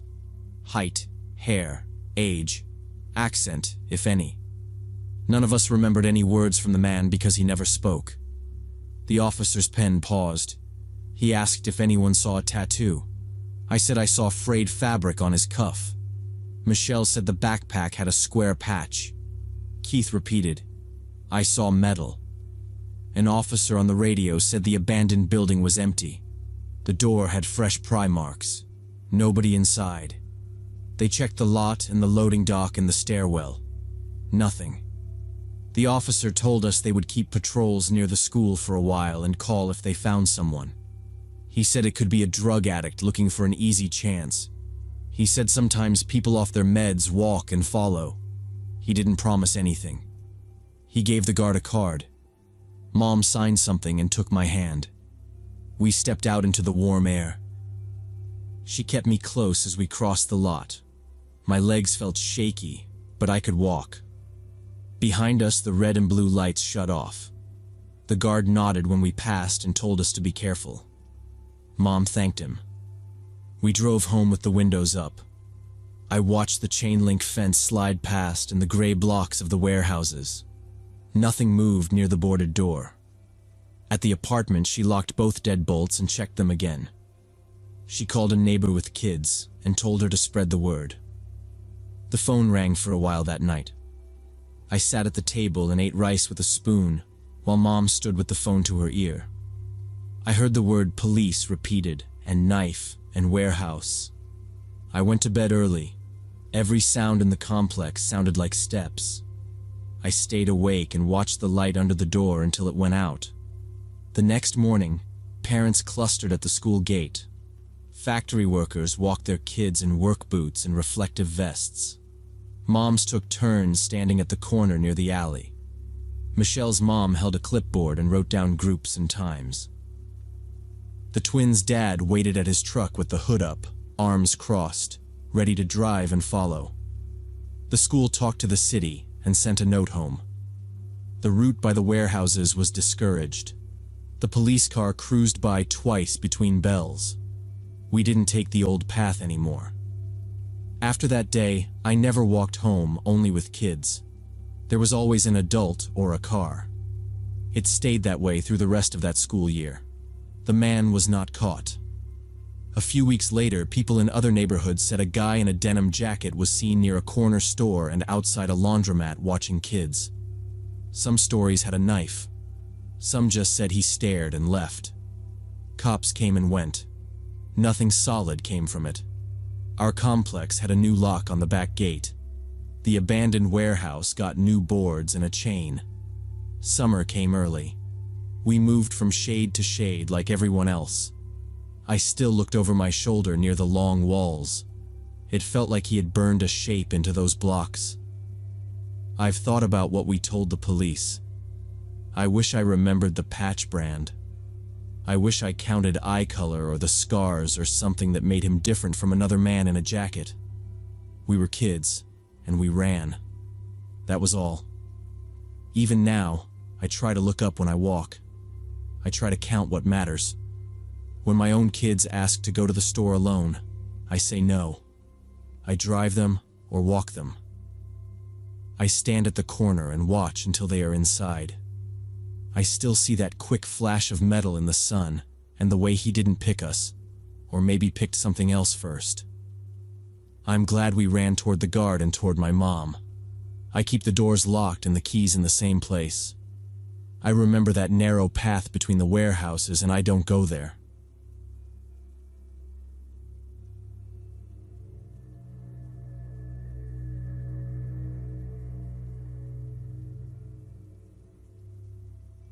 About 6 months ago, me and my roommate Amanda were living in this apartment complex in Houston. The area had been getting more dangerous lately, so we'd installed a video doorbell and electronic locks for security. It wasn't a fancy building. Beige carpets in the halls, chipped paint on the stair rails, a laundry room that ate quarters. At night, the parking lot felt empty and loud at the same time. You could hear cars on the feeder road and sometimes a shout from the bus stop. We kept our heads down, keys ready, in by dark. Across the hall was a family with 2 kids. They'd been there for years, very quiet, always holding the elevator for us, always a good evening, and then their door closing soft. One Saturday, we saw a moving truck out front and the dad carrying out a crib. The unit went empty after that. The hall felt different. I don't know how to explain it. Their kids' drawings came off the door, and there was just a blank peephole staring at ours. When they moved out, we were curious about who would replace them. A week later, we found out. The new guy, Kevin, was probably around 30, worked in tech, and seemed to live alone. He had a short beard and a faded hoodie and spoke fast, like his brain was still on a call. When he was moving in, we couldn't believe the amount of stuff he was bringing up the stairs. Boxes and boxes of collectibles, comic books, gaming equipment, action figures. It looked like he was trying to fit a whole store into a 1-bedroom apartment. He had a U-Haul blocking 2 spots and a dolly that banged each step. The boxes were labeled with marker. Slabs, sealed, PC parts, manga. A framed poster slipped from a stack and he caught it with his knee. "All good," he said, breathing hard, and gave us a quick smile. We held the fire door as he pushed the dolly past. Inside his unit we could see stacks on stacks, a black steel shelf half-built, and a folding table covered in bubble wrap. He told us he worked remote for some cloud company, and that most of the boxes were inventory. We nodded, said welcome, and went back to our side. That first week was just noise and tape. The doorbell kept pinging motion detected, and sometimes it was only the shadow of the dolly through the peephole light. Once at 1 a.m., we heard him dragging something heavy, like a case on carpet. We didn't complain. People move at weird times in Houston, especially when it's cooler. Down in the lot, we saw him loading more boxes from the truck to his sedan, and then returning the truck before dawn. He waved. We waved back and went inside. Amanda said we should be good neighbors. I agreed. Our floor was mostly quiet, and it felt right to set a tone early. We put together a welcome basket with homemade cookies, coffee, and some household basics. Paper towels, dish soap, a note with our numbers. We knocked on his door a few days after he'd settled in and introduced ourselves. When he opened, warm air came out with a smell like plastic and cinnamon. There were more boxes now, stacked to the ceiling in clean columns, a narrow path to the kitchen, a folding chair in the middle like a checkpoint. He looked surprised, and then really happy. He seemed really grateful, maybe a little too grateful, but we figured he was just being polite. He kept thanking us. "You guys are awesome, seriously. This building needed energy." He said that 2 different times. He asked where we worked and if we were from Houston originally, and if the management was cool. He touched his hair a lot, like he was getting ready for a photo. We didn't go in. We stood in the doorway and did that hallway talk neighbors do. After a minute, I said we had to go because I had rice on the stove. He laughed like that was the funniest thing he'd heard that day and said he'd bring the basket back tomorrow. That's when his behavior started changing. At first, it was small things. He'd always seemed to be leaving his apartment right when we were coming or going, wanting to chat in the hallway. It started with timing that felt like coincidence. Monday morning, we stepped out with gym bags, and his latch clicked, and his door opened like he'd been standing there waiting. He asked about the gym nearby and how crowded it got before work. We kept the answers short, nodded, and took the stairs. 2 days later, it happened again. We came back with groceries, and the second we set bags down to unlock our door, Kevin's door opened. He leaned on the frame like he was stretching his back and told us about some new security update that made his phone unlock slower. He asked if our door lock ever lagged. I said not really. He laughed again, same big laugh, and pointed at our video doorbell and said, "Great hardware." Then he watched us go inside and only closed his own door after ours clicked shut. He started coming over every few days asking to borrow things. Detergent, AAA batteries, a screwdriver, a tape measure, glass cleaner. He'd smile and talk like it was a favor to him to return stuff fast. Sometimes it was the same day, sometimes a day later, wrapped in a paper towel with a sticky note that said, "Thanks." We kept a little bowl by the door so we didn't have to hunt. Sometimes he'd ask if we could watch his cat while he ran errands. He left the key under a dish and wrote feeding times. We peeked in, filled bowl, left. He thanked us. None of it seemed that weird at first. But over the past few weeks, things had gotten much more intense. We went out to some clubs downtown and came home around 4 a.m. to find Kevin sitting on the stairwell waiting for us. He was on the second step, elbows on his knees, hood up, a plastic grocery bag by his foot. He stood when he saw us and moved into the landing like he was a bouncer. He was upset, asking where we'd been and saying we should let him know if we're planning to stay out past midnight. His words came fast and clipped. He kept glancing at our door like it was his. I laughed because it sounded ridiculous at that hour. He stared at me like I had broken a rule. Then he called me a stupid blonde and demanded access to our security camera feed. He said it was for our own safety, that the building wasn't secure enough, that our doorbell angle missed the stairwell, that he could integrate our camera with his. Amanda said, "No." I said, "Good night." He stepped closer and said, "You're making this harder." We told him he was crazy and went into our apartment. We locked the door and turned the deadbolt until it clicked twice. The next morning, we checked our doorbell camera footage and saw that Kevin had sat outside our door for the rest of the night, just watching and waiting. He slid down the wall under the exit sign and stared at our peephole. He scrolled on his phone. He stood up and leaned close to our peephole like he could look inside. At one point, he took a folded blanket out of the grocery bag and spread it on the carpet right against the threshold. At 6:11 a.m., he finally went back into his apartment. We reported the incident to building management, and they said to call the police. The office had a humming vending machine and a stack of old flyers. The manager, Lydia, listened while typing and said she'd make a note. She said hallways were common areas, and they couldn't evict someone for sitting there. She told us to call 911 if he tried to block our door. The police at the desk said they couldn't do anything unless he made specific threats or actually entered our apartment. The officer told us to save everything, get case numbers, and avoid contact. Management must have talked to him because he left us alone for about a week after that. The hallway was quiet again. We timed our exits. We carried pepper spray and kept our bags zipped. Then the real stalking started. It was subtle at first. Kevin would position himself in the hallway whenever he heard us moving. The vents carried every sound. Our deadbolt had a small metallic clack when it turned. He learned it. Amanda started leaving for work an hour early to avoid him. She wore trainers and changed at her desk so she could move fast down the stairs. I couldn't leave during the day without finding him lurking by the elevators or the stairwell. He'd lean on the railing like he was stretching a calf muscle that never finished stretching.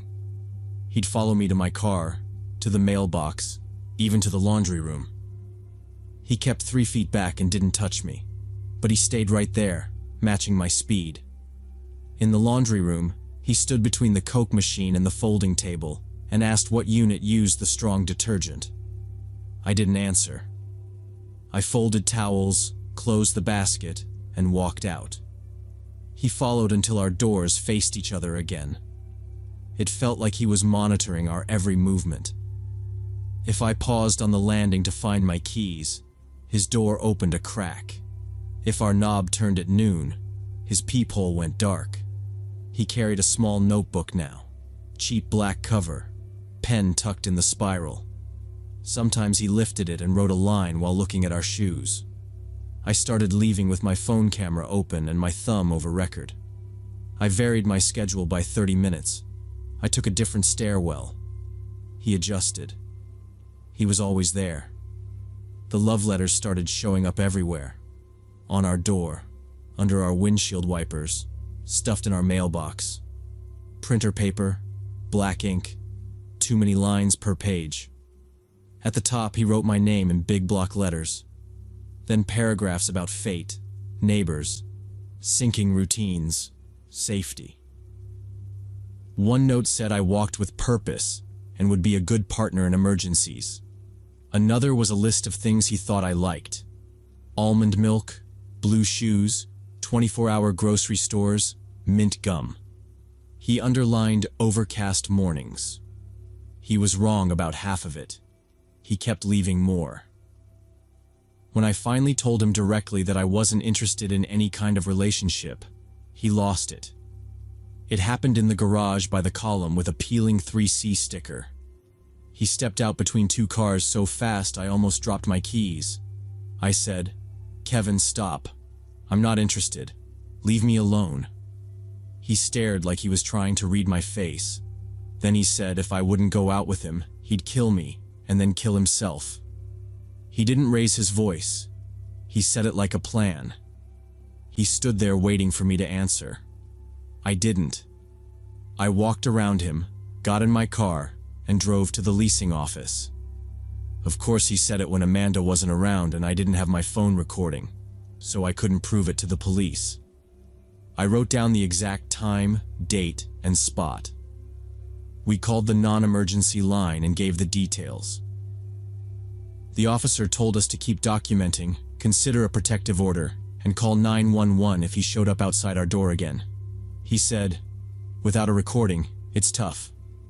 I printed that note and taped it inside our kitchen cabinet next to our list of case numbers. Kevin installed his own security camera pointed at our door so he could track when we came and went. A small black square stuck to the wall with adhesive, angling down toward our mat. It blinked when it detected movement. I filmed it, sent the clip to management, and got an auto reply.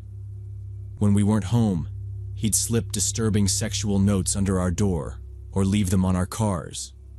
One was folded into a heart and slid under the mat with our names written on each side.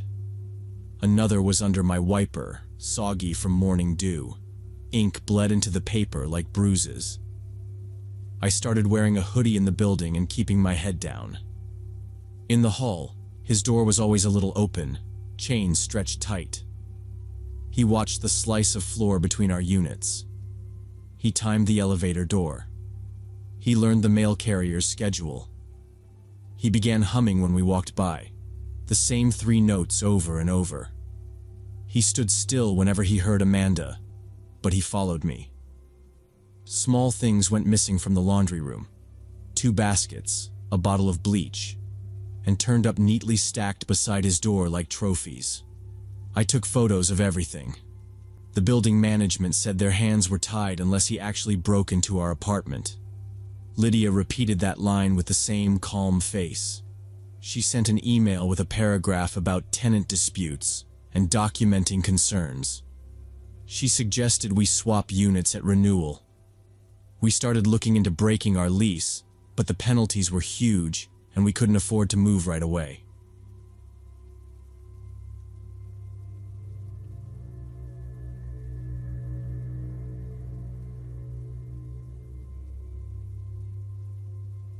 When I was 17, I went with my dad to our family cabin in the Vermont mountains during February to check on the property after heavy snowstorms.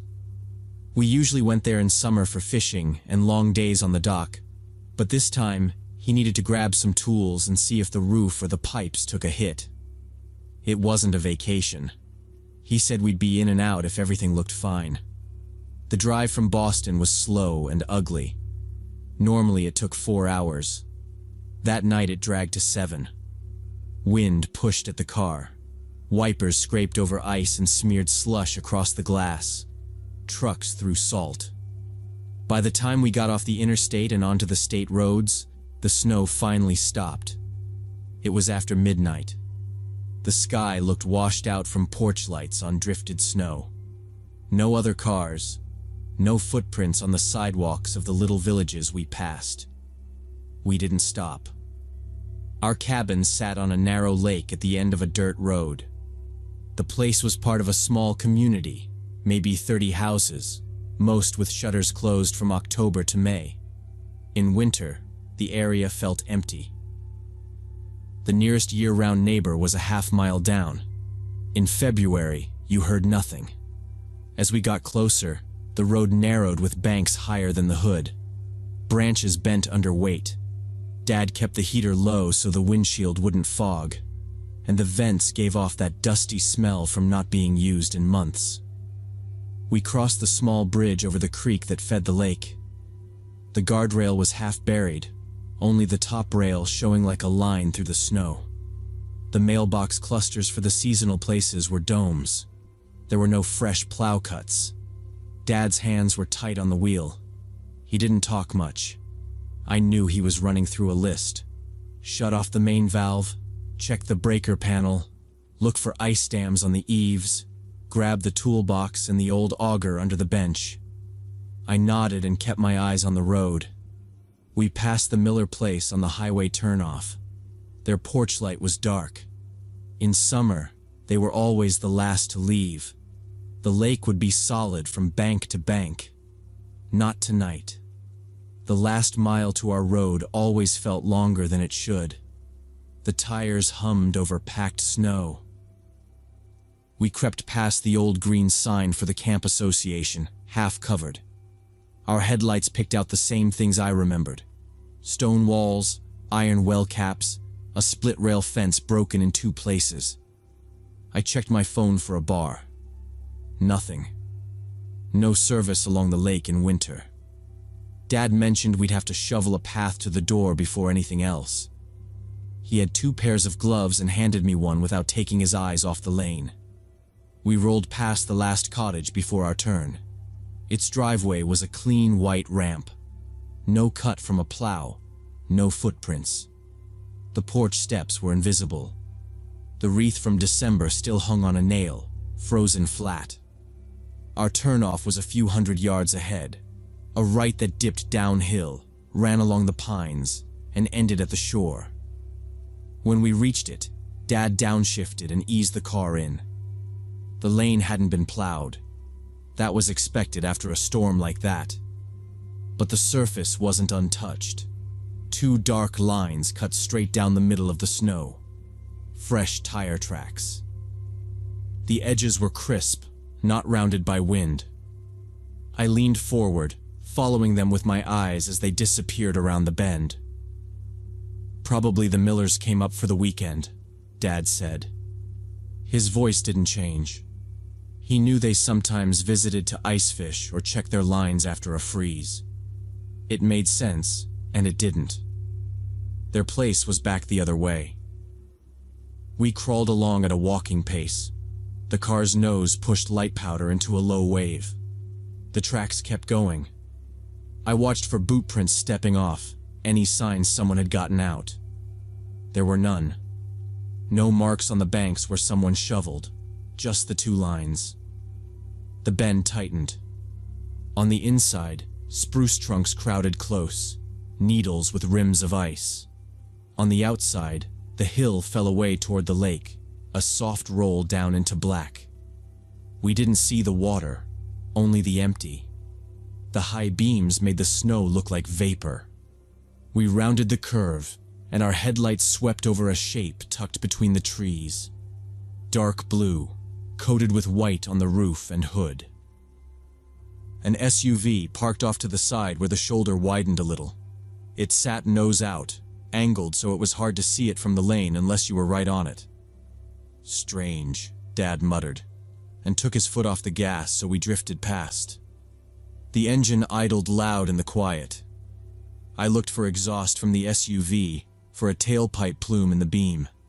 But the cold made every breath look like smoke, and the road haze messed with depth. The windshield creaked where ice on the wiper had frozen again. I could hear my jacket sleeve swish when I moved my arm. We inched by. The tracks we'd been following lined up with the tires on the SUV, then continued on ahead toward the end of the lane. Dad kept the wheel straight and didn't say anything else. His knuckles looked pale on the steering wheel, and the dashboard clock clicked its seconds in the quiet. Cold air leaked around the door seals and settled on my legs like a towel. We were almost past the SUV. The trees were close enough on my side that branches tapped the mirror. I turned in my seat and looked back. In the dim glow of our taillights, I could make out the silhouettes of two people in the front seats of the SUV. I told my dad what I saw. I said 2 people in the SUV. He didn't look back. He said, "Maybe they're stuck or lost. Roads are bad." He nudged the car forward and followed the tracks. I kept watching the mirror until the blue shape disappeared behind trees. We reached our driveway. The plow berm was high, packed like concrete, but the fresh tracks had pushed through earlier and made a cut. Dad eased in and stopped short of the porch steps.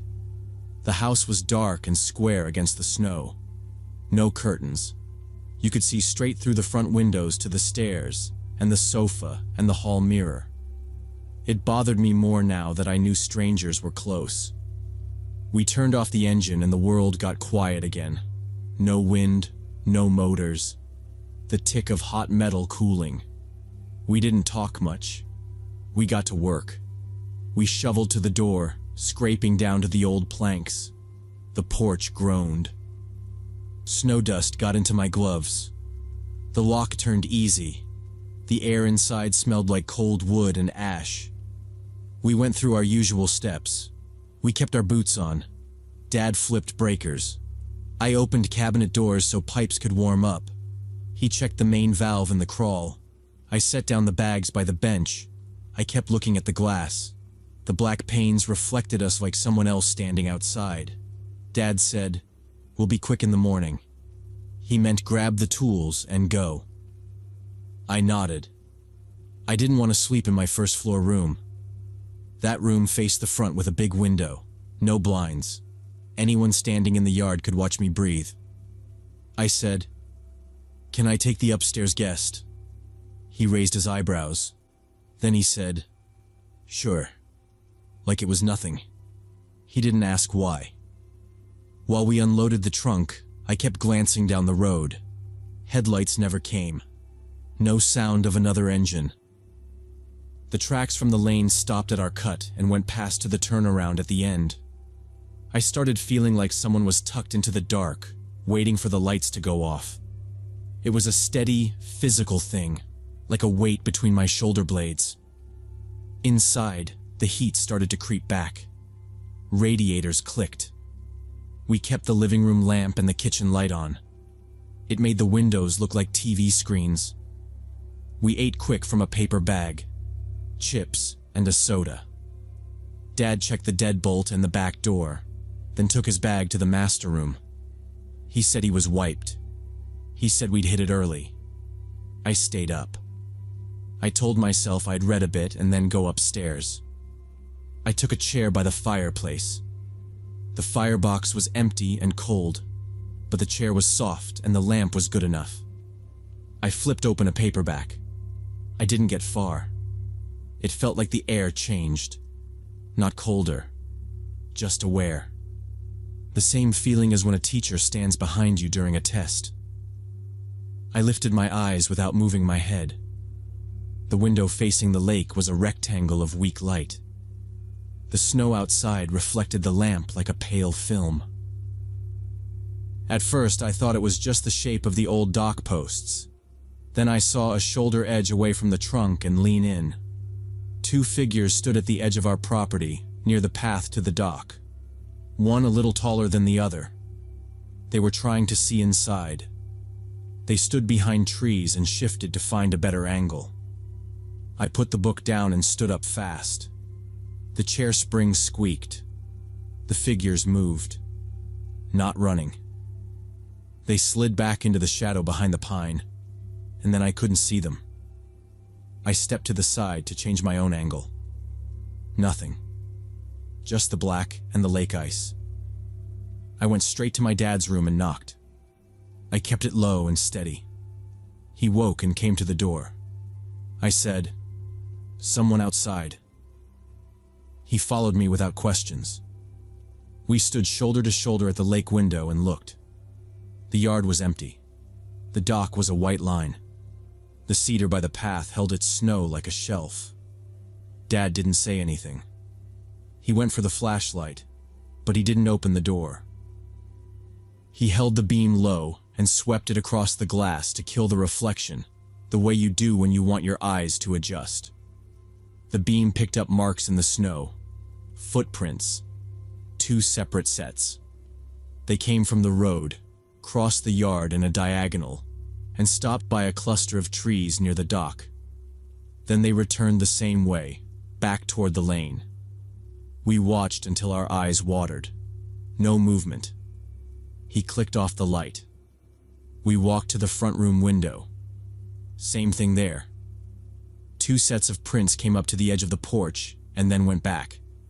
The prints had good edges. Fresh. Dad locked everything again even though it was already locked. He turned on every exterior light. The porch light, the back flood over the woodpile, the small lamp over the side door. The snow glowed flat. He didn't go out. He said, "We stay inside." It was the right call. There was no reason to give someone our position in the yard. We kept the lights on and stayed in the living room.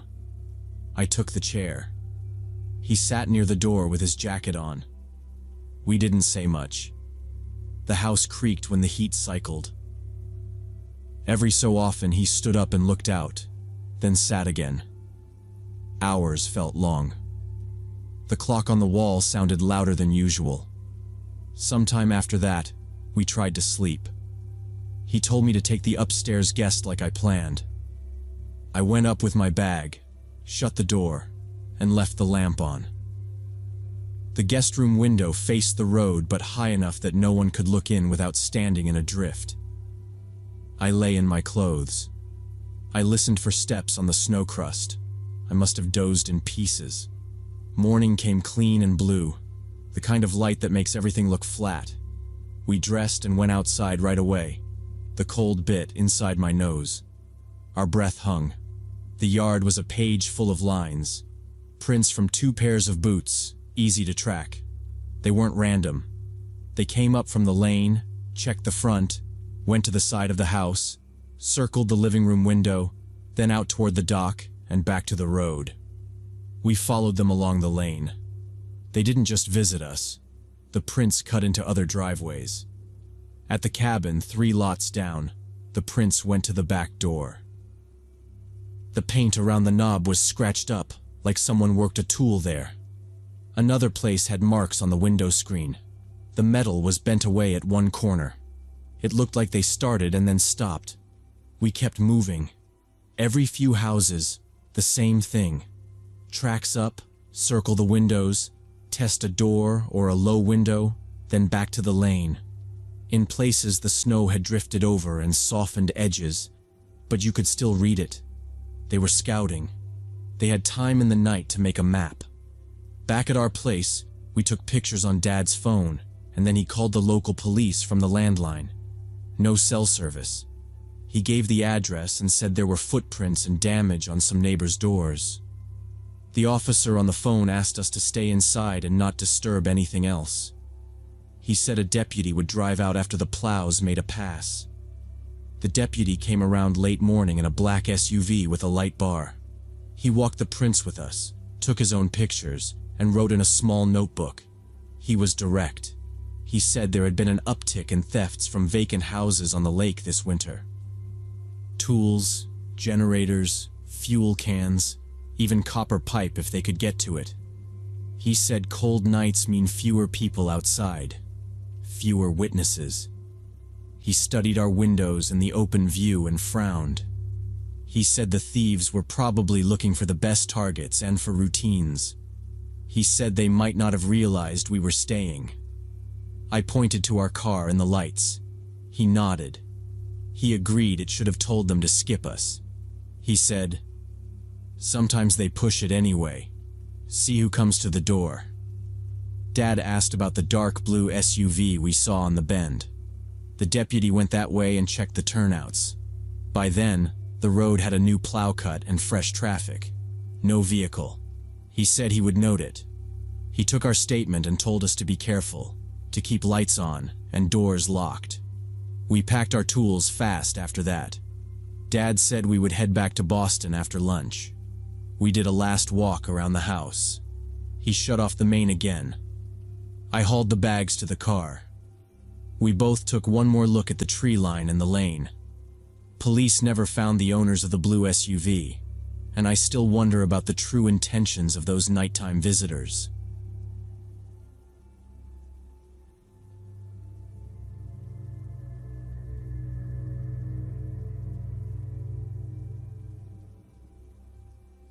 During the summer of 2019, when I was 15, me and my buddy Jason used to hang out at this old railroad bridge that crossed the river outside our town. Trains hadn't used those tracks in probably 10 years, but the bridge was still solid, and it was a popular spot for teenagers to go tag graffiti or just chill. We liked walking along the rails like tightrope walkers and taking photos of the sunset from up there. The river below wasn't too deep, but it moved fast, and you could see rocks and trees sticking up through the water. That particular day was warm and clear, leaves drifting across the water because it was early autumn. The bridge was steel and wood, with rust on the trusses and black bolts big as thumbs. The ties were dry and splintered, and they creaked when you stepped on the ends. Someone had painted a red crown on the center beam, and there were old band stickers peeling off the guardrail. I remember the smell of creosote mixing with river mud, and how the wind made the water sound louder between the trusses. We set our backpacks by the fence. We had a routine. Jason would test his balance on the rail, arms out, then hop down at the gaps and check for fishing hooks between the ties. I'd follow with my phone out, trying to film him, and he'd tell me to delete it if he looked dumb. We never climbed the beams or did anything crazy. We stayed inside the rail path where the boards were solid. If a board looked cracked, we stepped on the ones with fresh nails. If a knot was loose, we avoided it. We weren't stupid, and we kept away from the edge. There were little things that made the spot feel different that day. A fresh cigarette butt was mashed into the wood where nobody we knew smoked. A plastic water bottle was tucked behind a beam like someone hid it there. On the gravel trail up to the bridge, I had noticed a pair of footprints side by side, deeper at the heels, like someone had been standing still for a long time. Could have been anyone. Still, it stayed in my head. I kept glancing back down the trail when the wind went quiet and the water sounded closer than before. We took turns lobbing small rocks over the side and counting before the splashes to see how fast the current carried them. Jason found a beat-up disposable camera wedged between two ties, sun-bleached and cracked, and he joked about mailing it somewhere to get developed. The middle of the bridge always felt like a stage because the beams framed the sky in neat rectangles. The graffiti there was newer, brighter colors on top of older tags, like somebody had been out during the week. I could still smell paint even with the wind sliding through and the water pushing below. Every few minutes a car on the road across the river would pass, and the sound would bounce up to us through the trees. You could hear a dog bark from one of the houses downstream, and then nothing again for a while. We talked about teachers, lunch, new shoes, and who was moving away. Jason kept checking the time because he had to be home for dinner. I was thinking about a math test and how I didn't want the weekend to be over yet. It was normal. No reason to worry. The day felt lazy, slow, ordinary enough. Then I felt a small vibration through the board under my shoe, like someone had stepped on the far end. It was probably just the wind flexing the truss, the way it sometimes did when a gust came up the river. I looked down anyway and watched the water slide under us, brown-green and fast. Sunlight flickered on a long branch stuck under a rock and then broke apart. The air smelled like leaves and hot metal. Somewhere behind us, gravel crunched once, then went quiet again, and I felt my shoulders tighten without knowing exactly why, just for seconds. We drifted toward the middle without planning it, stopping where the beams crossed in a big X. Jason sat on the inner rail and drummed his heels on a tie. I stood with one hand on the cold steel, leaning over to see a tangle of logs jammed against a piling. A yellow leaf stuck to a wet patch on the wood, and then peeled off and floated away. For a while, that was all we watched. Just the water moving and the leaf spinning until it vanished downstream, and the surface went smooth again in the late light there. A gust pushed dust along the boards and rattled a loose wire on the side. I pulled my sleeves over my hands and shifted my weight, careful to keep my toes away from the cracked tie ends. Jason asked if I wanted to head back, and I said we could hang for a minute.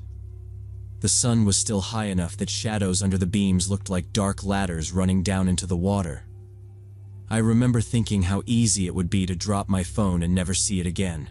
Just watch it fall, splash, and vanish below us. We noticed a guy walking the tracks toward us from the other direction. Mid-20s, gray hoodie, the hood up, hands buried in the pocket.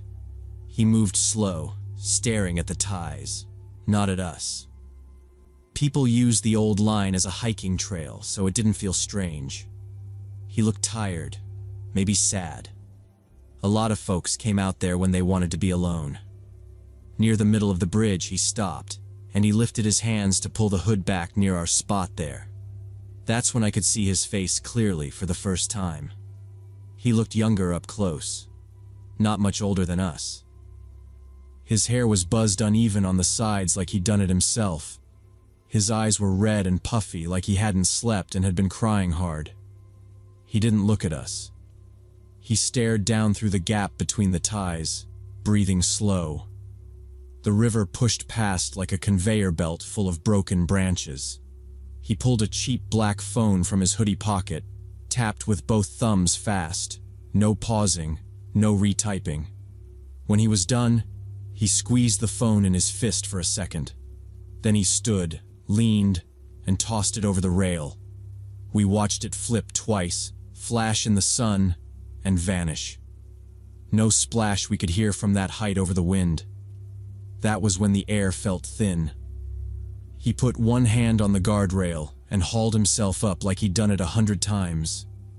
He swung one leg, then the other, and sat facing the water. His shoes were dirty canvas, soles peeling off at the heels. His shoulders dropped when he settled. We understood, both at once. Jason said, "Hey, hey man," and I shouted, "Don't do that. Get down." My voice sounded small on the steel. He didn't look back. He stared down, hands on the rail beside his hips, fingers white from pressure. I took a step, then another, testing each tie. "Dude, please," Jason yelled. "We can talk. It's not worth it." The guy took a breath and let it out slow. He shifted, just a little. The wind paused and I could hear water scraping around the rocks, and the low rattle of the loose wire on the side. He scratched at his wrist, then wiped his face with the back of his hand, leaving a line of wet on his cheek. I kept moving. My shoes slipped on grit, and I had to put a hand on the beam to steady myself.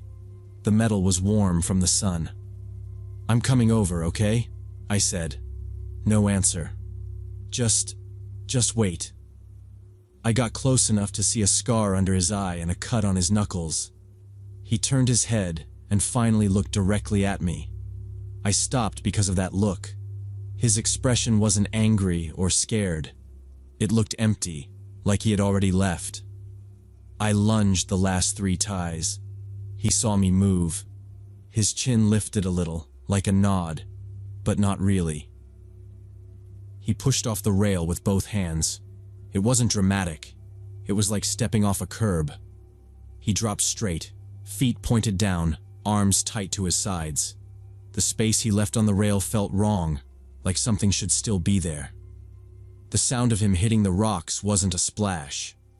It was a flat, heavy crack that echoed under the bridge and rolled up the valley. It bounced off the trusses and came back. My stomach turned inside out, and I hit my knees hard on the wood. I crawled to the inner rail and then backed away again. I threw up between the ties. Jason gagged and then threw up too, one hand on the beam, one hand on his chest. We both breathed loud, trying not to look down, but still looking. I pulled out my phone and my hands were slick. I wiped them on my shirt and dialed 911. I had to say the location twice. Old Rail Bridge off County Road 11, I said. No, the one by the water plant. No trains. Yes, on the bridge. He jumped. The dispatcher asked for my name, my age, if the person was moving. I said I couldn't tell. She told us to stay where we were and not climb down. She kept me on the line while we waited. Waiting made it feel worse. The wind picked up and dropped again, and the loose wire kept rattling. Jason sat with his back against the beam and stared at his shoes. I kept seeing the phone flip in the air, then his shoes, then that look. We didn't talk. Every minute I told the dispatcher I could still see the water moving around the rocks. I didn't look at the rocks for long. I stared at the bolts in the beam and counted them, then lost count.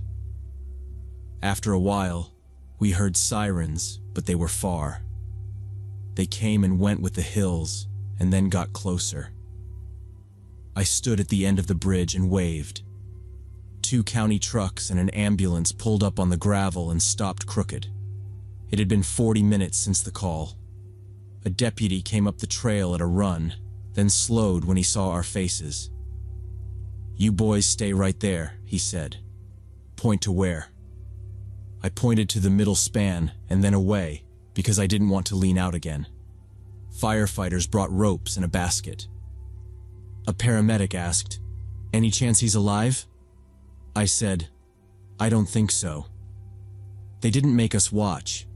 They told us to step off the planks and wait by the fence. A second deputy stood with us while they went down the bank. He gave us water and told us to breathe. I heard someone below say, "We've got him." And then quiet voices I couldn't make out. We stayed until the sun slid behind the trees and the trusses turned black against the sky. The deputy asked us to go over it step by step. We told him about the walk, the hoodie, the phone, the railing. He wrote everything down. He asked, "Did he say anything at all?" We both said no. "Did you recognize him?" "No." He took our parents' numbers and called them. Jason didn't look at me while he talked to his dad. They led us to the trailhead and sat us on the bumper of a truck. A paramedic checked our pulses and shined a light in our eyes. He handed us a pack of tissues in a plastic bag. I used both. Another officer came up with a clipboard. "You'll probably have some questions later," he said, handing me a card with a name and a number. "Call if you remember anything else." For a couple days, the bridge was taped off. The story went fast around town. People said a body was pulled from the rocks and that it was someone from the university. A week later, Jason's cousin, who worked part-time at the campus rec center, told him the name. A detective called my mom and confirmed it. The guy was a junior. He'd been missing a day. He was behind on tuition and rent, and he'd stopped going to class. His last text was an apology to his parents. They found the message on the account after they recovered the line. The phone never turned up. I slept badly for months. When I did sleep, the moment he looked at me came back first. Not the jump. The look just before. No sound. Just the river under the ties and his eyes red and tired. At school, I couldn't step on the edge of the bleachers without feeling the air drop away. I kept my head down on stairs. It faded with time, but it didn't leave. Sometimes I replay what I could have said in those seconds. Different words, a slower approach, a faster one. All the versions end the same. I know we did what we could. We called. We stayed. We told the truth. Still, I go back to it when the wind dies and the house is quiet and it's late. 4 years passed. I got older.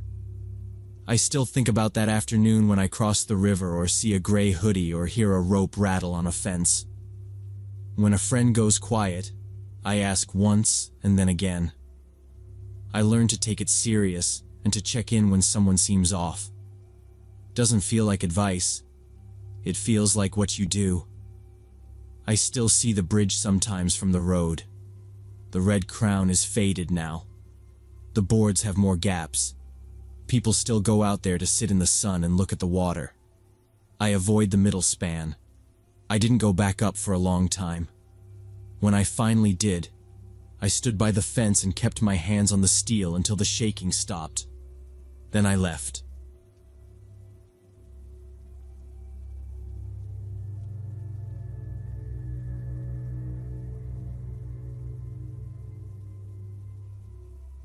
"4 years ago, my friend Alex and I were leaving the sports bar Touchdown in downtown after meeting up with some coworkers. We decided to call it an early night, heading out around 1 a.m. on a weeknight. I didn't know that area well, so we were driving slowly to make sure we didn't miss any turns. I had my window cracked open because the bar had been stuffy and I felt slightly dizzy. The streets were empty at that hour. Suddenly we heard a woman screaming and crying somewhere nearby. The sounds were coming from the sidewalk on our right, and we slowed down to figure out what was happening. The dashboard clock blinked 1:07 a.m., a digit that made the cabin look colder. I tucked my hair, kept breathing. We rolled through a yellow light and crept past a row of dark storefronts with metal grates pulled down. Neon signs flickered in a pizza place and a vape shop, but inside was dead. The crosswalk paint looked worn and shiny from street cleaners. There were long lines of parked cars on the right, bumper to bumper, and a dented bus stop bench with an empty paper cup rolling under it. The scream came again, sharp and messy, then turned into rough sobbing. I eased my foot off the gas. The engine hum felt too loud in the quiet block. I leaned toward the cracked window without thinking. The air outside smelled like hot pavement and stale beer. Somewhere a bottle clinked and kept rolling. I told Alex I couldn't see anyone. She told me to keep it slow. We passed a gap between two vans, and I craned my neck to look down the sidewalk. Nothing moved. For a second I thought the sound bounced off the buildings, and I was hearing an echo. We went another 10 yards. A streetlight on our right blinked and buzzed. There was a tow zone sign bent sideways. In our headlights, I caught a smear on the sidewalk that looked wet, maybe from a spilled drink. I kept my hands tight on the wheel. My phone buzzed in the cup holder with a spam call I ignored. The crying got closer, more frantic, like the person had run out of air and was dragging it back in. My heart was knocking, but my mind stayed on the road. I wasn't familiar with the one-way streets there, and I didn't want to drift into the bike lane. I checked the mirrors. No cars were behind us. Up ahead, the light at the next intersection switched to red, and we coasted to a stop. Our headlights washed over the backs of the parked cars. The scream snapped again, on our right, too close to be far down the block. I clicked on the right blinker out of habit even though we weren't turning. The clicking filled the car. I could make out little details. A cracked taillight on a blue sedan, a broken curb, a plastic bag snagged on a signpost. The crying had words now, but they came out chopped, like someone talking while sprinting. I couldn't make out the exact sentences, only please and help. I felt a breeze through the window crack. It smelled like the alley behind a bar. I nudged the car forward a couple feet, just to get a better angle past a van with a ladder on top. I thought maybe someone had fallen. Maybe a couple was fighting. I didn't see anyone else on the sidewalk. It was like a stage after the show. I turned the wheel slightly toward the curb to keep distance from the center line. The steering felt light in my hands. The sobbing flashed into view all at once. A young woman in her mid-20s came out from behind a compact car like she had been hiding there. She stepped into our headlights, then kept running. Her blouse was torn down one sleeve and hanging, and her jeans were scuffed at the knees. She was holding her left shoulder tight with her right hand. Her face was pale and blotchy, wet with tears. She was barefoot. She stumbled on a crack and caught herself on the hood of a parked SUV, then pushed off and made a beeline toward us at a diagonal. Alex reacted before I did. I heard the click of the lock slamming down.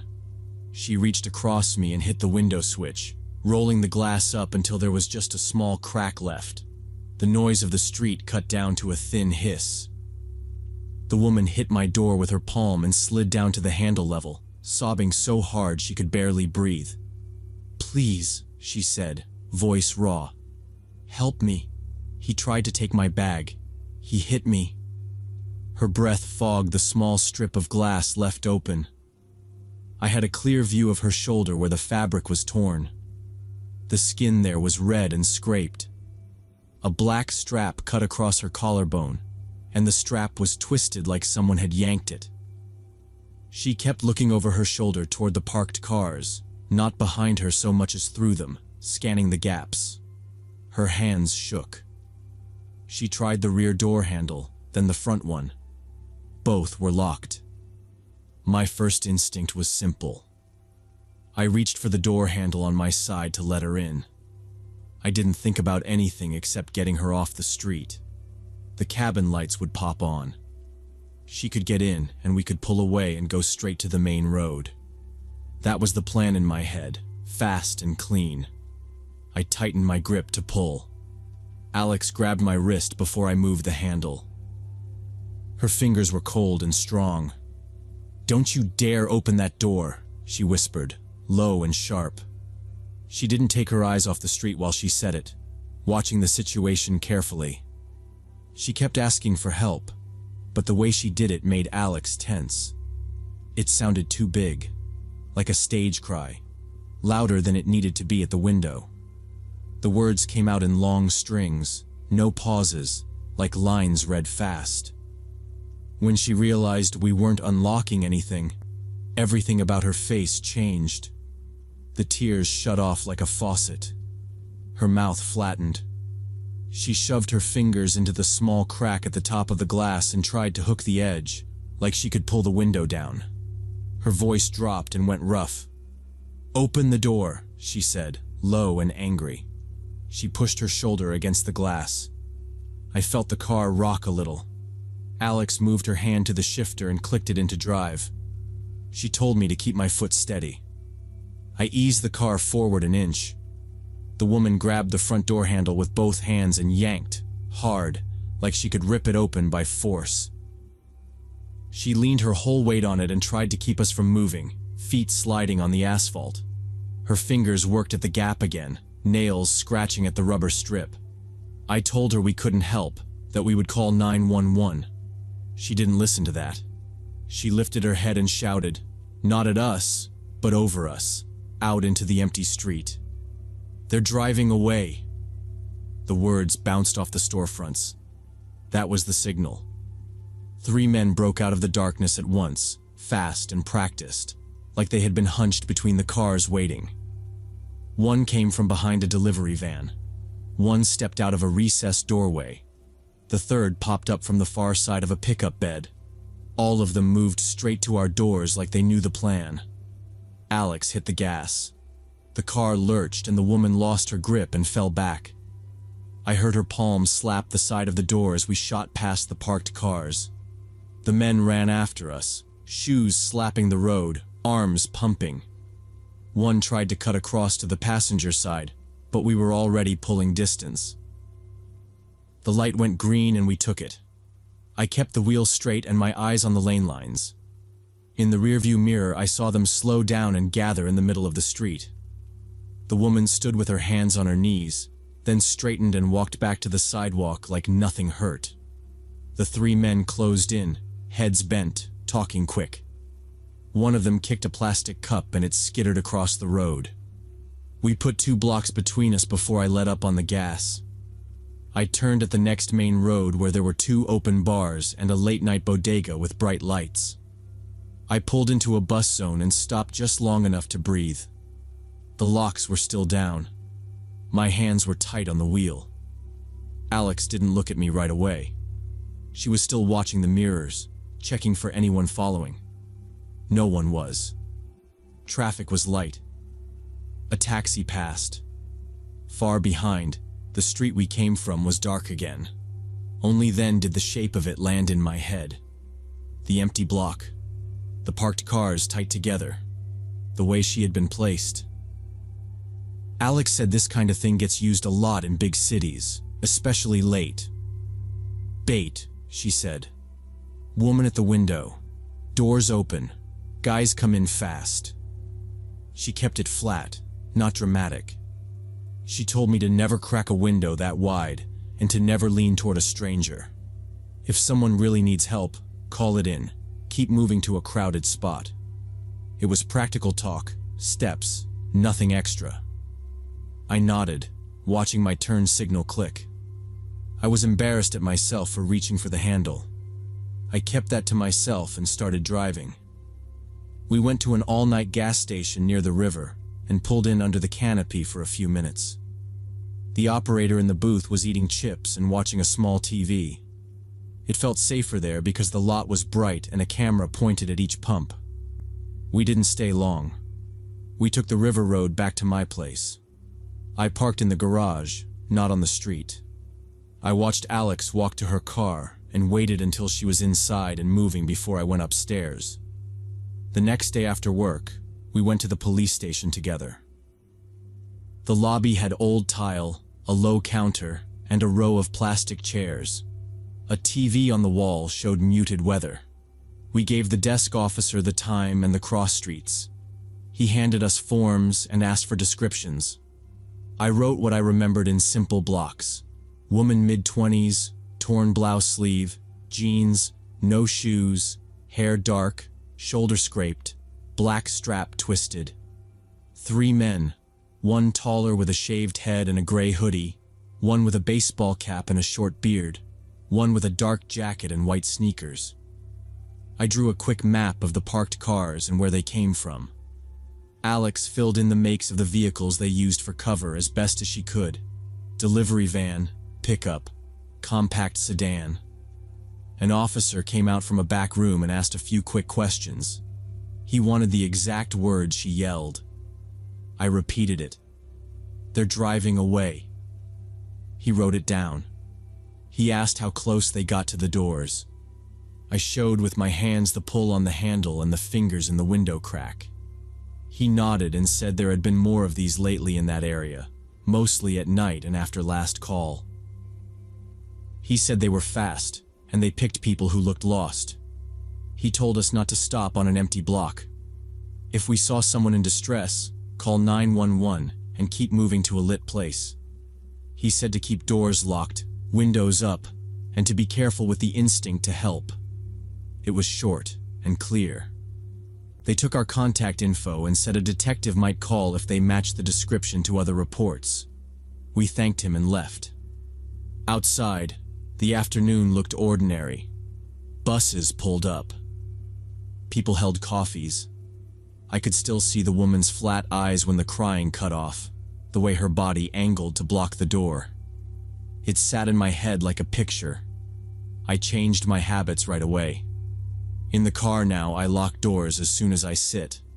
I keep windows up unless I'm moving and there are people around. I stick to the main routes I know, even if it takes longer.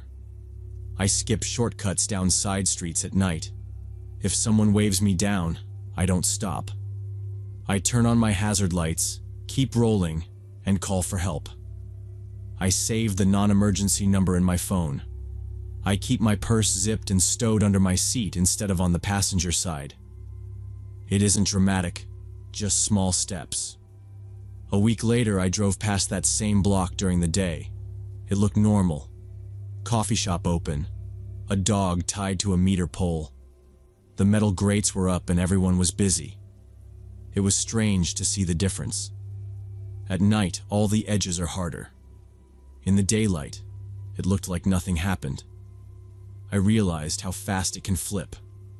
I think about that woman a lot. How well she played it.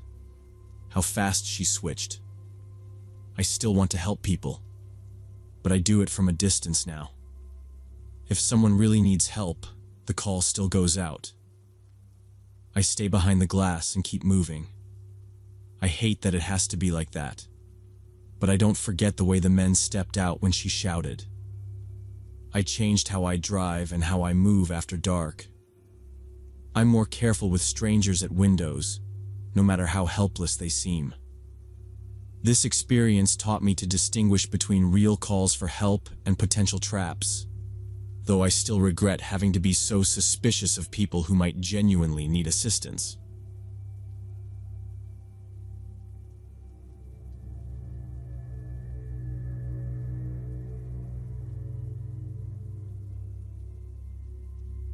I was working at this 24-hour diner in downtown Phoenix, usually taking the late shift because the tips were better, and it fit my class schedule. The place sat on a corner with a faded neon sign that buzzed more than it glowed. Inside it was always coffee smell and fryer oil, cops at the counter, night drivers in booths, nothing fancy. After midnight the sidewalks got strange.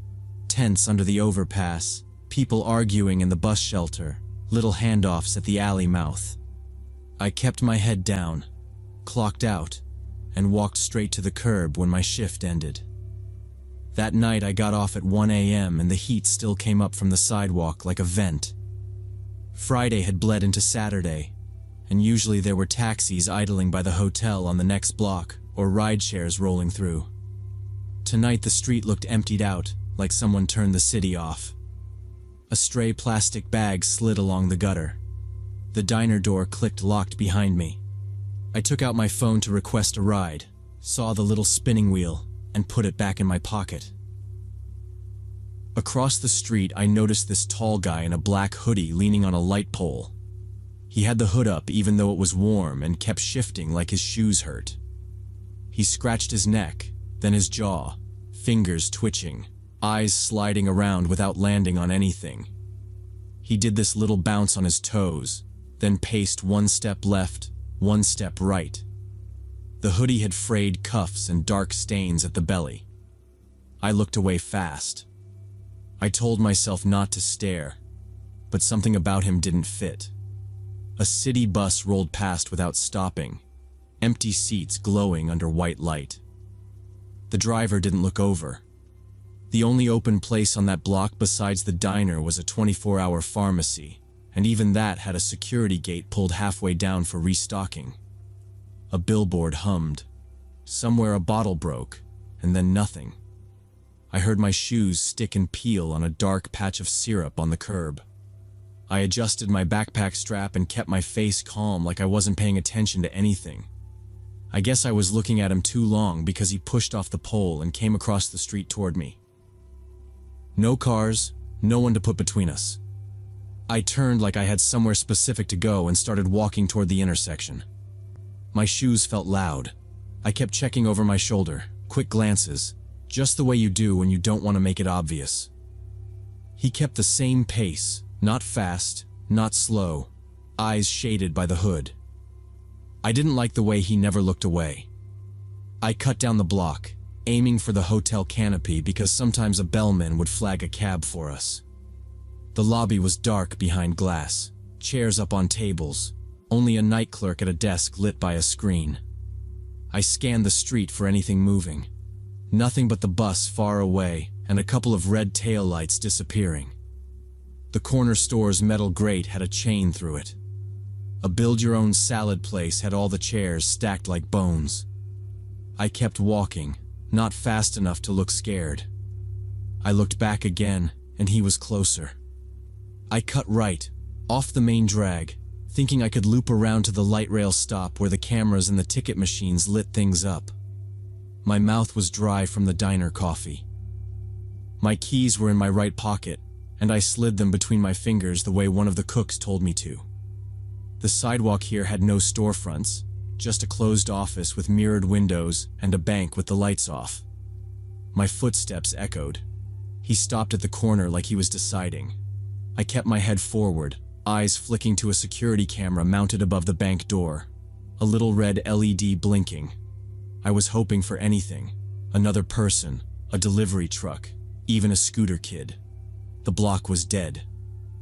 I crossed the street and saw an alley with a security light halfway down. The air smelled like hot oil and dumpster rot. Somewhere a siren wailed and then faded until it sounded like a TV in another apartment. Then, to my relief, he turned down that side street and disappeared into the dim. I exhaled once and kept moving, not speeding up, not slowing down, just staying straight like I meant to be there. I reached the next corner and stepped off the curb to get a better view down the avenue. I raised my arm a little, the way people do when they're trying to make eye contact with a cab. The asphalt felt open and exposed.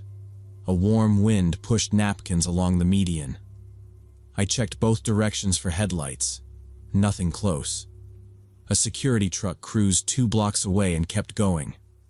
A traffic light cycled through green and yellow and red on an empty corner. The city felt hollow and slow tonight. I thought about crossing back to the diner and waiting by the door, but I didn't want to bang on the glass and make it a scene. I stayed in the street, just off the painted line, trying to look like someone confident and normal. I kept my ears open for footsteps. I heard the faint scrape of rubber on concrete from the side street he'd taken. He came back out of that side street, only he wasn't alone. 2 more shapes peeled off the wall behind him. Same dark clothes, same hoods low, spreading a little as they hit the sidewalk like they'd done this before. They didn't look at each other. They kept their hands down by their sides. I lowered my arm and took 1 step back off the lane as all 3 lined up and started walking aggressively toward me. I started walking as fast as I could without breaking into a run. Their footsteps got quicker too. I heard them start shouting across the street, but it all blurred together. Threats, a laugh, the sound of shoes slapping pavement. I kept my eyes on the next intersection and scanned for anything with headlights. A car rolled by slow with its roof light dark. It was a taxi finishing his shift. I stepped straight into the lane with both hands up. The driver hit the brakes hard. He cracked his window 2 inches and said, "I'm done."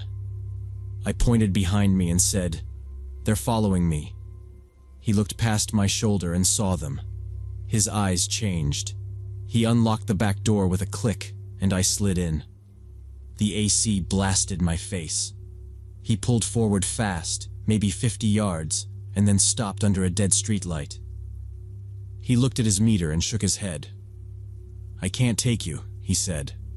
"I'm off." I grabbed the handle like I would get out, but the 3 guys were still in the mirror. They were cutting across the road, closing the distance. One tapped the hood with his knuckles as we sat there. The driver put the car in park. My bag strap was across my chest. I kept my feet planted and didn't move toward the door. I said, "Please." The word came out small. He looked back at me, then at the men, then back at me. He exhaled and took the car out of park. "Seatbelt," he said. I clicked it in. He pulled away smooth, turning off the main road, quick right, quick left. He checked the mirror again. "They still on us?" I turned to look. The 3 were jogging along the sidewalk, but we had space now. He kept to side streets where there were cameras on corners. He reached to the dash and hit a button that made his roof light flash. He drove like he knew the area well. He said, "I'm not letting you out till we find you another car. You're not safe like this." His voice changed. Not annoyed anymore. Firm and calm. He called someone on speaker, Another driver, he said, stayed late on weekends. No answer. He kept cruising, eyes moving, hands steady on the wheel. We passed a strip mall with a closed nail salon, a taco place with metal shutters, a laundromat with one old man sitting in the doorway smoking. Every time we stopped at a sign, he left space to pull around if someone boxed us in. We looped back toward the hotel row where the drivers sometimes parked to talk. On the fourth block, we saw another taxi nosing out of a space, roof light on, and no one in the back. The first driver honked twice, a short pattern. The other driver pulled alongside on the empty curb. They knew each other. My driver rolled down his window. "Hey," he said, pointing at me. "She's got guys chasing her. Get her to her place. I'll pay if she can't." The second driver leaned over and looked at me. He had gray hair and a baseball cap. He nodded once and unlocked his back door.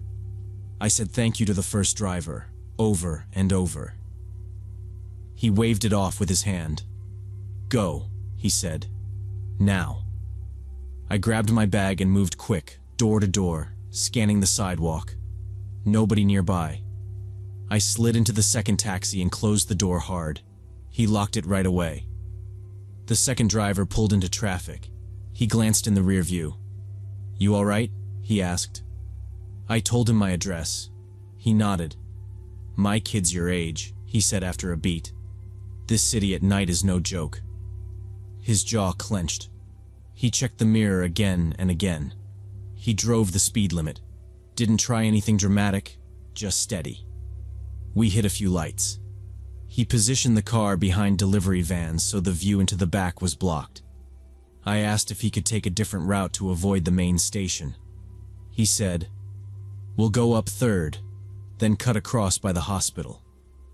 He knew where the patrol cars sat sometimes.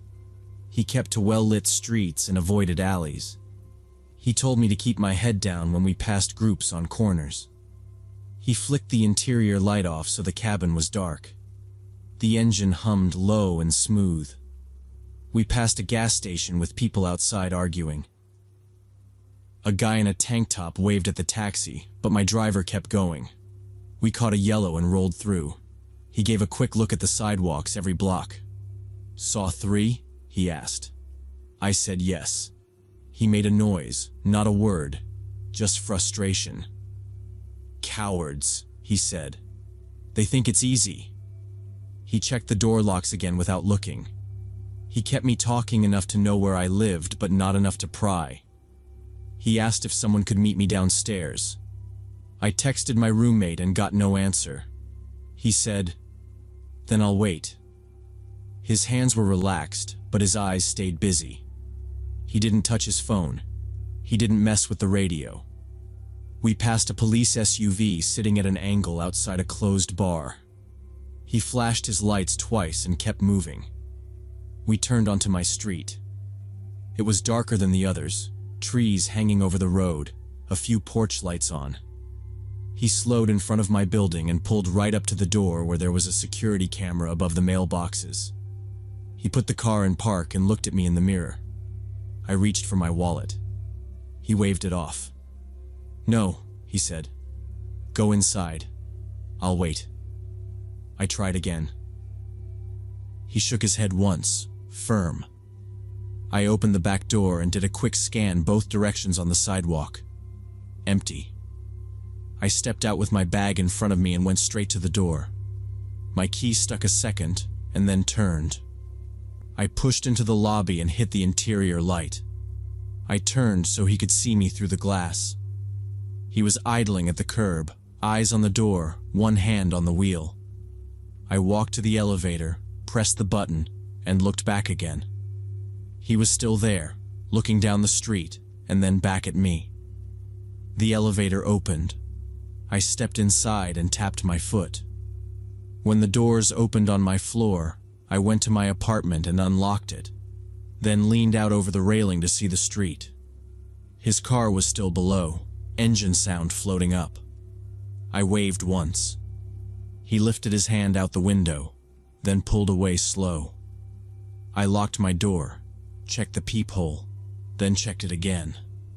After that night, I changed how I did things. I asked a coworker to walk me to my car after shifts.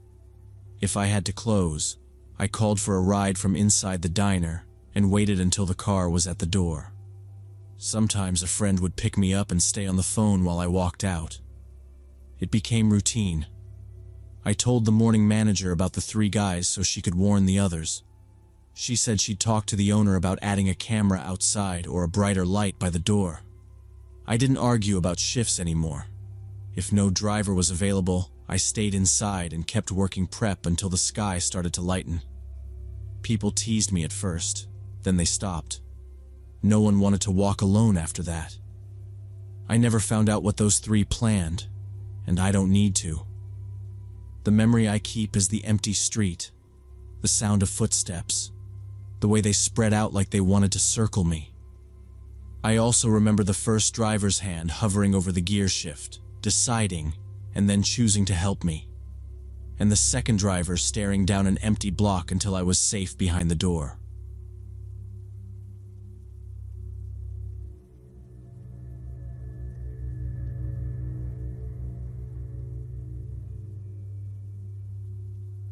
Growing up in rural Iowa, I was about 10 years old and in 4th grade when this happened.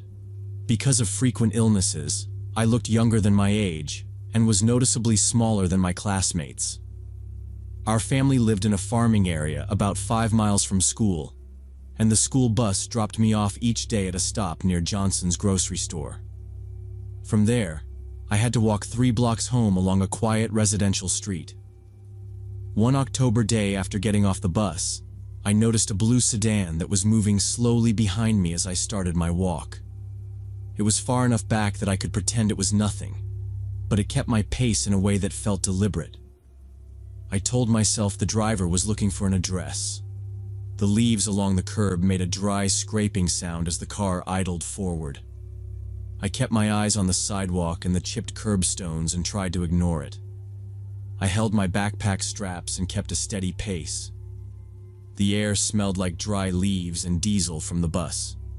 Johnson's had a wooden sign that squeaked when the wind hit it. I counted mailboxes as I walked.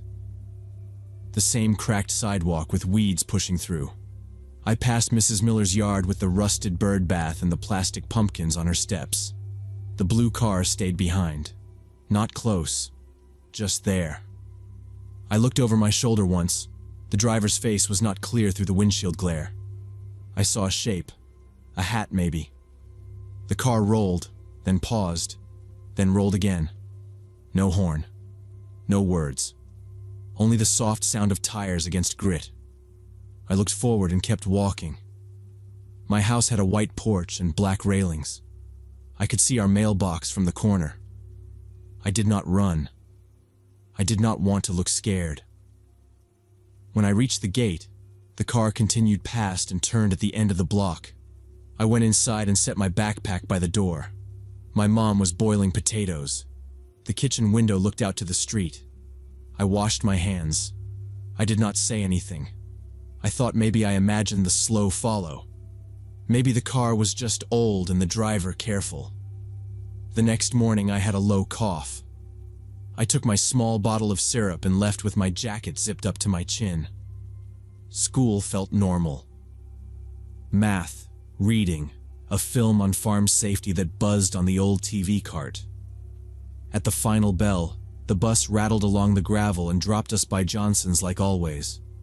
I stepped down, the big steps that felt too high for my legs, and the smell of apples from the store hit me. The same blue sedan was on the far side of the lot. It pulled out after the bus left. Again, it kept the same slow distance, like someone inching in a line that never moves. I tested my speed. I walked a little faster. The car matched. I slowed to tie my shoe. The car crept and waited, angled near the curb, engine steady. I felt my heartbeat in my ears, but I kept moving. The 3 blocks felt longer than usual. Every house had something to fix. A hanging gutter, a loose fence board. I named the problems as I passed them to keep my mind straight. By the end of the week, it was the same every day. Monday through Friday, The sedan showed up like part of the routine. It waited near the store, then followed at a crawl down the quiet street. It never passed me. It never stopped close. It just tracked me. The sky got darker earlier. The air turned sharper. I started to plan small things. If it got close, I would cut through the alley behind the red garage. If the alley was blocked, I would go straight to Johnson's and stand by the counter. I kept the plan in my head like a map. At school, I started to watch the clock more. I packed my things fast so I could be first off the bus and ahead of others. I thought if I had other kids around me, it would feel safer. But by the second block, it was always quiet again. Only the car and me. I tried to look casual. I did not want the driver to think I saw him. I did not want him to think I was a challenge. I kept my eyes forward and my hands on the straps. I counted cracks in the sidewalk. I did not tell my parents that week. My mom worried when I coughed hard, and my dad came home late from the field. It felt like something I could handle if I stayed alert and stuck to the route. I also did not want to be told to stay home. Missing school meant catching up later, which was always hard for me. So I kept my routine and watched the mirrors on parked trucks for the blue car's reflection. One day the bus arrived a few minutes early. The driver said nothing about it. He just nodded and opened the door. I stepped down to the lot with only 2 kids behind me. The store lights were not on yet. The sky was pale and thin. I walked faster because the wind cut through my sleeves. My house would still be locked at this hour, but the spare key was in the chipped frog planter near the steps. I felt better knowing that. I crossed the first block without seeing the car. I thought maybe I had been wrong all week. Maybe it was a coincidence. I turned the corner to our street, saw the white porch, and slowed down. I glanced toward the curb across from our house and saw the blue sedan parked under the elm tree. It sat close to the gutter, straight, like someone who knew they might be there a while. The engine was on. A thin line of exhaust drifted toward the storm drain. I went up our steps and kept my body sideways so I could still see the car through the porch railings. My hands felt clumsy on the key in the frog. I pushed the door open and set my backpack inside. I did not call out for anyone. The house was empty when I came home first. I turned to the window next to the door and looked through the lace curtain. Behind the wheel sat a man in his 50s wearing a dark cap, staring intently at our house. His face was heavy around the jaw, the kind that looks like it never smiles. He did not talk on a phone. He did not drink coffee. He just watched. Both hands on the wheel at 10 and 2. I could see the small twitch of the wipers pushing away mist. When our eyes met, he quickly drove away. I told my parents about the car, but my older brother Tim immediately claimed I was making it up to get attention. I did have a habit of fantasizing at that time, so Dad was initially skeptical of my story. However, Mom believed me, and the next morning drove me to the bus stop herself. The blue sedan was indeed there, parked at the gas station across the road with the engine running. Mom got a clear look at the driver, an unkempt man with long, unwashed hair who was obviously watching the children waiting for the bus. When the bus came and took me away, Mom tried to see the license plates, but they were intentionally covered with mud. On the ride, I watched the lot fall back and felt the bus shake as we hit the potholes by the feed store. I kept my backpack on my lap. I went to class and did my work. At home that evening, my dad said maybe it was a contractor looking for work. He said maybe it was nothing. Mom did not argue.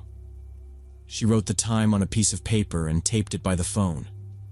She checked the porch light and the back door. She told me to keep my key in my pocket and not in the frog planter anymore. The next morning, she drove me again.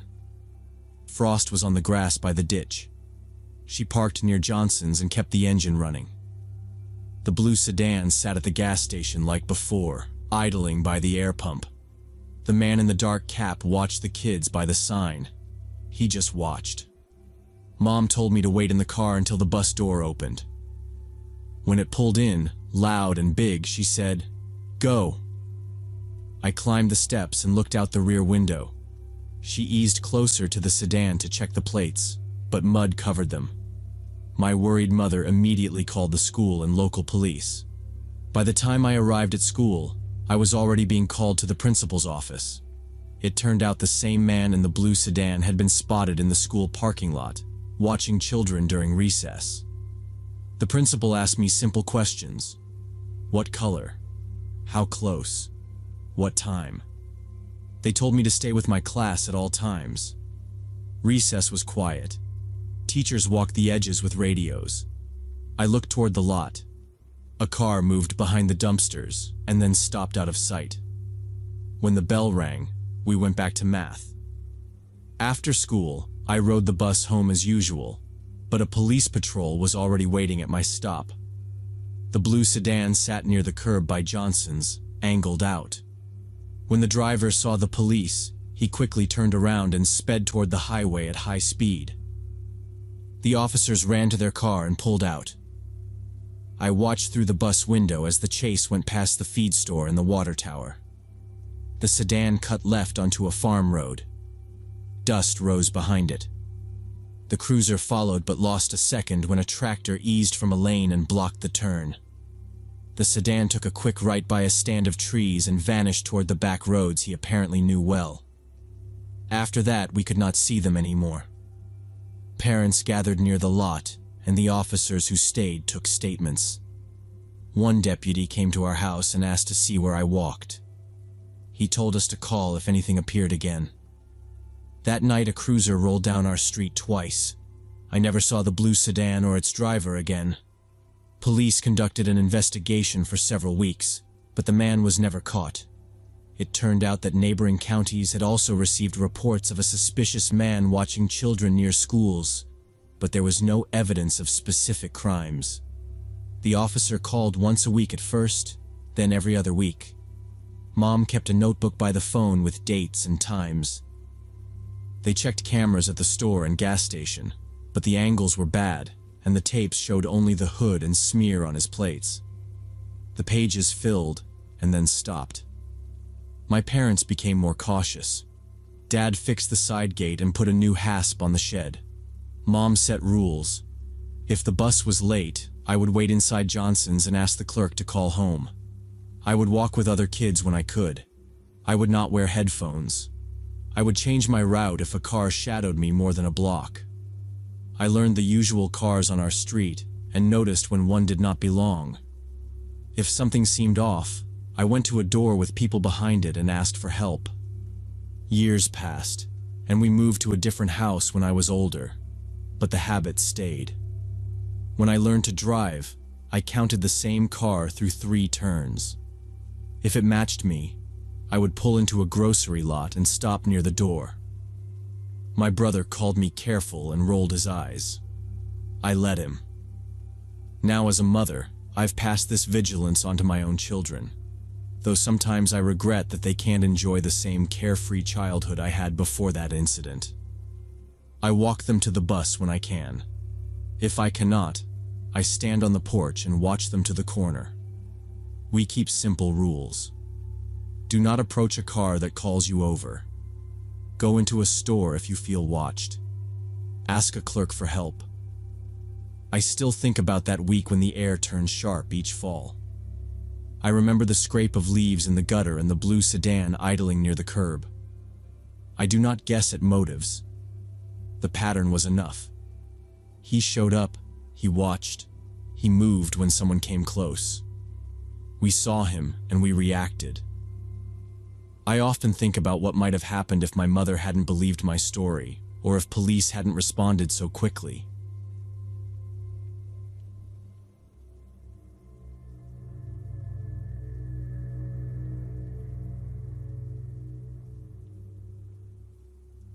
Three years ago, I was on my annual solo hiking trip through the Appalachian forests, something I do every year to escape Chicago's urban chaos and remember my rural Wisconsin childhood. On the third day, the trail got thin and scratchy. It was quiet in that heavy way the woods get when the wind dies. I had no signal, only a paper map and a steel bottle in my pack. The dirt was damp from last night's rain, and my boots left clean prints. I had started before sunrise and hadn't seen another hiker all morning by myself. I came around a bend and saw the corner of a roof behind honeysuckle and wild grape. At first I thought it was a shed. When I pushed through the vines, the shape opened into an old wooden house, half hidden by overgrown bushes and vines. The windows were cloudy and broken. Roof shingles lay in the grass. Paint had peeled down to bare gray wood. Vines had grown into the eaves and ants worked under the siding. Whoever built it had set it on a small rise above a dry creek bed. Now the place leaned. One side of the roof was partially collapsed. The walls were sagging.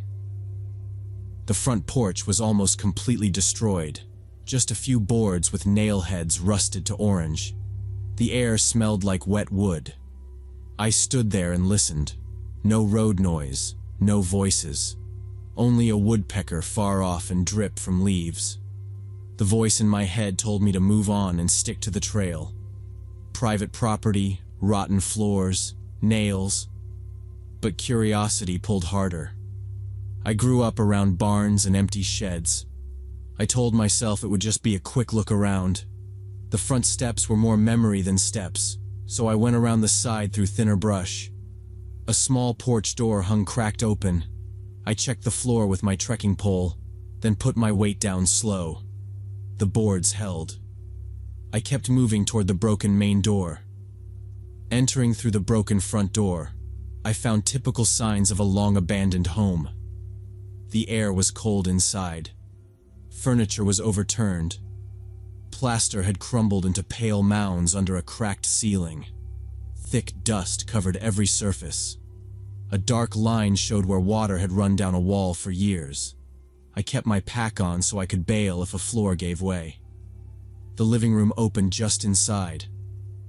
A rug was half-rolled and stiff with dirt. Scattered remains of old magazines and newspapers lay across it. I crouched and flipped a cover with one gloved finger. The date was 1988. Another had a yellowed sports page from 1987. It was enough to say the house had been empty since the late 80s. A narrow bookcase had buckled and spilled cheap paperbacks.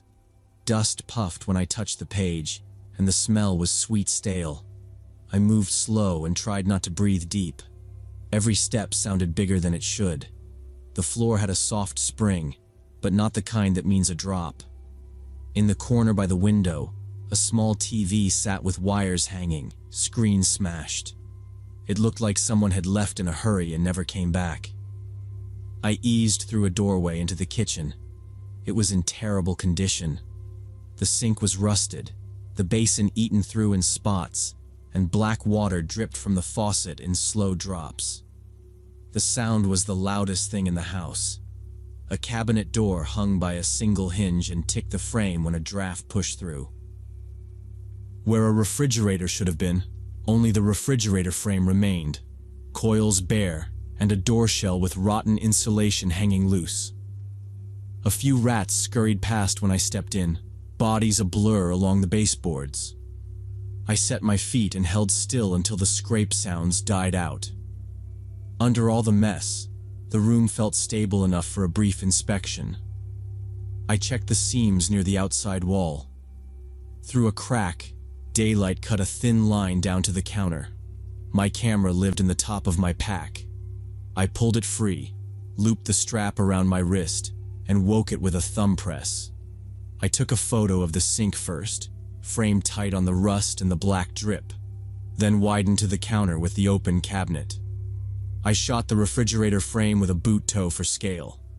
I told myself to keep the shot steady and the steps slow. The shutter click sounded too loud in the empty rooms. I peeked back into the living room and took wider shots of the papers, then a close one of the 1988 cover so the date read clear. The house shifted with the wind and I paused, listening for anything bigger than weather. Nothing came.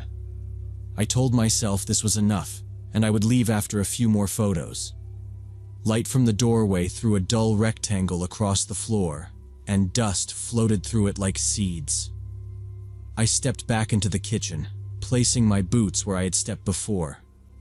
I took 2 more images of the faucet and the cabinet hinge. I didn't open drawers. I didn't try the back door. I kept my hands where I could see them and watched the floor. I took 1 shot of scuffs on the door frame at waist height and another of the refrigerator coils. The plan was a quick look. I had my route out in my head. 3 steps back, turn left, straight line to the door. Before leaving, I stood between rooms and let the camera take 1 last wide frame of the living room. The crushed chair, the stiff rug, the scattered pages, the dust, all of it. I didn't change anything. I didn't move anything. I just lifted the camera and did what I came to do. I photographed some interior details, imagining what life had been like for the former inhabitants of this place. The staircase was narrow and creaky, the handrail loose at the post. I tested each step with my heel and took it slow, shoulder brushing the wall where wallpaper hung in strips. Dust rose with every shift. At the top, a short hall ran left and right. A small window at the end showed trees and gray sky. The first door on the left opened to a small bedroom. A child's crib sat under the window with 1 side missing. The mattress was thin and curled at the corner. Scattered toys lay on the floor. Wooden blocks, a plastic ring stack with faded colors, a small stuffed dog with 1 ear torn. A dresser with missing knobs leaned forward. The air smelled dry and old. I didn't touch anything. Across the hall was a bathroom. The mirror was broken into a spider web. A toothbrush lay at the back of the sink, bristles splayed. The tub was green with mineral stains. A towel had fallen to the floor and fused to tile. A ceiling vent clicked with a slow draft, metal tapping metal. I kept moving. At the far end was a larger room with a double bed and a carved headboard. The headboard had flowers and a name scratched faint in the center. The mattress had fallen sideways, half off the frame. A nightstand sat at an angle with a lamp missing its shade. A closet door stood open and empty. My steps made the floor complain in long groans. I circled the bed to check where the mattress had slid. Under the bed frame, in the shadow, lay what I first thought was a broken mannequin. Then my eyes sorted the shapes. A rib cage curved white and dull. A skull lay turned to the side. The clothes were there in tatters, fabric collapsed into itself. Dust clung to everything. I didn't move. I didn't breathe hard. Next to the bones sat a purse. The zipper was open and the inner pocket had a clear window. Inside it, a driver's license showed through, warped but readable.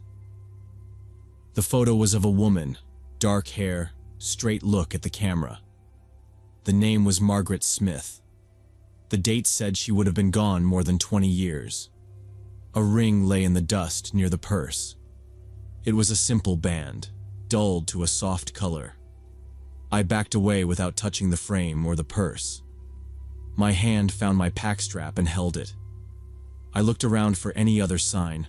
No tape, no bags, no signs someone else had found this. The room was silent, only small ticks in the wall. The house felt tighter. I left the door open and returned down the stairs the way I came up, slower now, putting my feet in the same exact spots. Each step sounded like it would be the one to give, but the wood held. In the living room, I didn't take more photos. I walked straight to the broken front door, stepped to the porch, and then out into the brush. Outside, air felt warmer. I moved away from the house and back toward where I had come through. When I reached open ground near the dry creek bed, I pulled out my GPS and held it up to clear sky. The screen grabbed satellites and I saved a waypoint. I typed a short note. Old house. Remains. Upstairs. Then I started for the trail. The nearest town on my map was 8 miles west. I set a pace I could keep. The trail was narrow and sometimes lost under ferns. I cut around blowdowns and kept the creek noise to my left. I checked the GPS every 20 minutes to make sure my line was right. I drank little and didn't stop to eat. I cleared the tree line near late afternoon and hit a gravel road.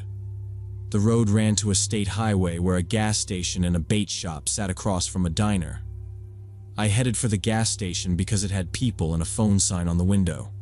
Inside, a ceiling fan clicked over coolers. A man at the counter looked up. "I need the sheriff," I said. "There's a house in the woods. There are human remains."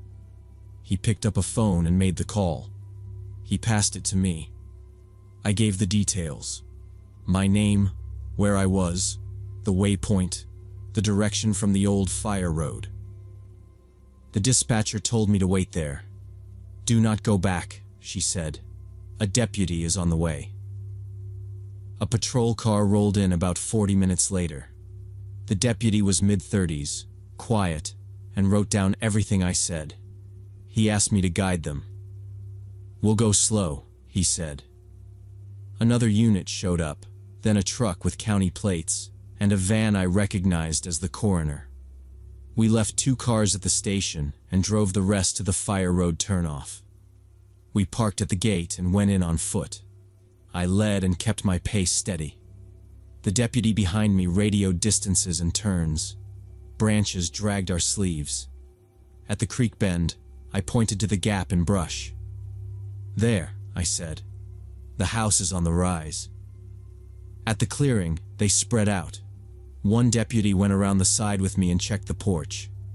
"Stay outside," he said. "We'll clear it." They went in slow with flashlights, boots careful. After a minute, one called out that the upstairs was stable enough. The coroner and 2 techs went inside with cases. Yellow tape went up between saplings. I stood near the dry creek and answered questions. "When did I find it? What did I touch? Did I see anyone else?" I told them I touched nothing upstairs. The sun slid lower and mosquitoes came out. The forensics team moved with steady rhythm, bags, labels, a camera flash. The deputy at my side held a small notebook and kept his pen moving. An hour later, the coroner came out and spoke with the deputy. He walked over to me. "Preliminary looks like natural causes," he said. "No obvious trauma. Could be a heart attack or stroke. We'll confirm." He asked me to sign my statement and leave my number. We walked back to the road in the blue light. At the station, I washed my hands in the bathroom sink and watched the water turn gray. At the diner, a woman pouring coffee asked what happened out there. The deputy had already talked to someone. By the time my cup filled, the cook said, "Margaret Smith? Folks been saying her name here for years." According to local residents who came in after shift change, Margaret Smith had gone missing 23 years ago. They had searched the woods for weeks back then. She had lived alone in that house after her husband's death. No one knew she had died in her bedroom. The property had fallen quiet, tucked back, and people stopped going that way. I finished the hike earlier than planned. I signed out at the ranger station and told them I was done. On the trail back to my car, every rustle in the bushes made me stop and look. A snapping twig sounded close, and I turned and waited until the woods went still again. I stayed on the main path and moved steady. At camp, I packed fast and double-checked my trash. I left the site clean and headed for the lot. It was late afternoon when I reached my car. I sat with the door open, feet on gravel, and checked the GPS waypoints again. The one I had saved was bright on the screen like a pin in a map. Logically, I knew the house was an exception. It didn't help. I kept seeing the bones in the purse window. I stopped cutting cross-country and stuck to marked signs. When a trail split, I chose the one with footprints and fresh boot treads. Back in Chicago, I replaced my map case with a newer one and added a rule to my packing list. No exploring structures. On later trips, when I came to old foundations or a roof line through trees, I kept walking. I took breaks near water pumps, trailheads, and shelters with posted notices. I slept lighter and put my food up faster. Sometimes I think about the distance between the house and the road. It wasn't far. It was just hidden. My reflection is short.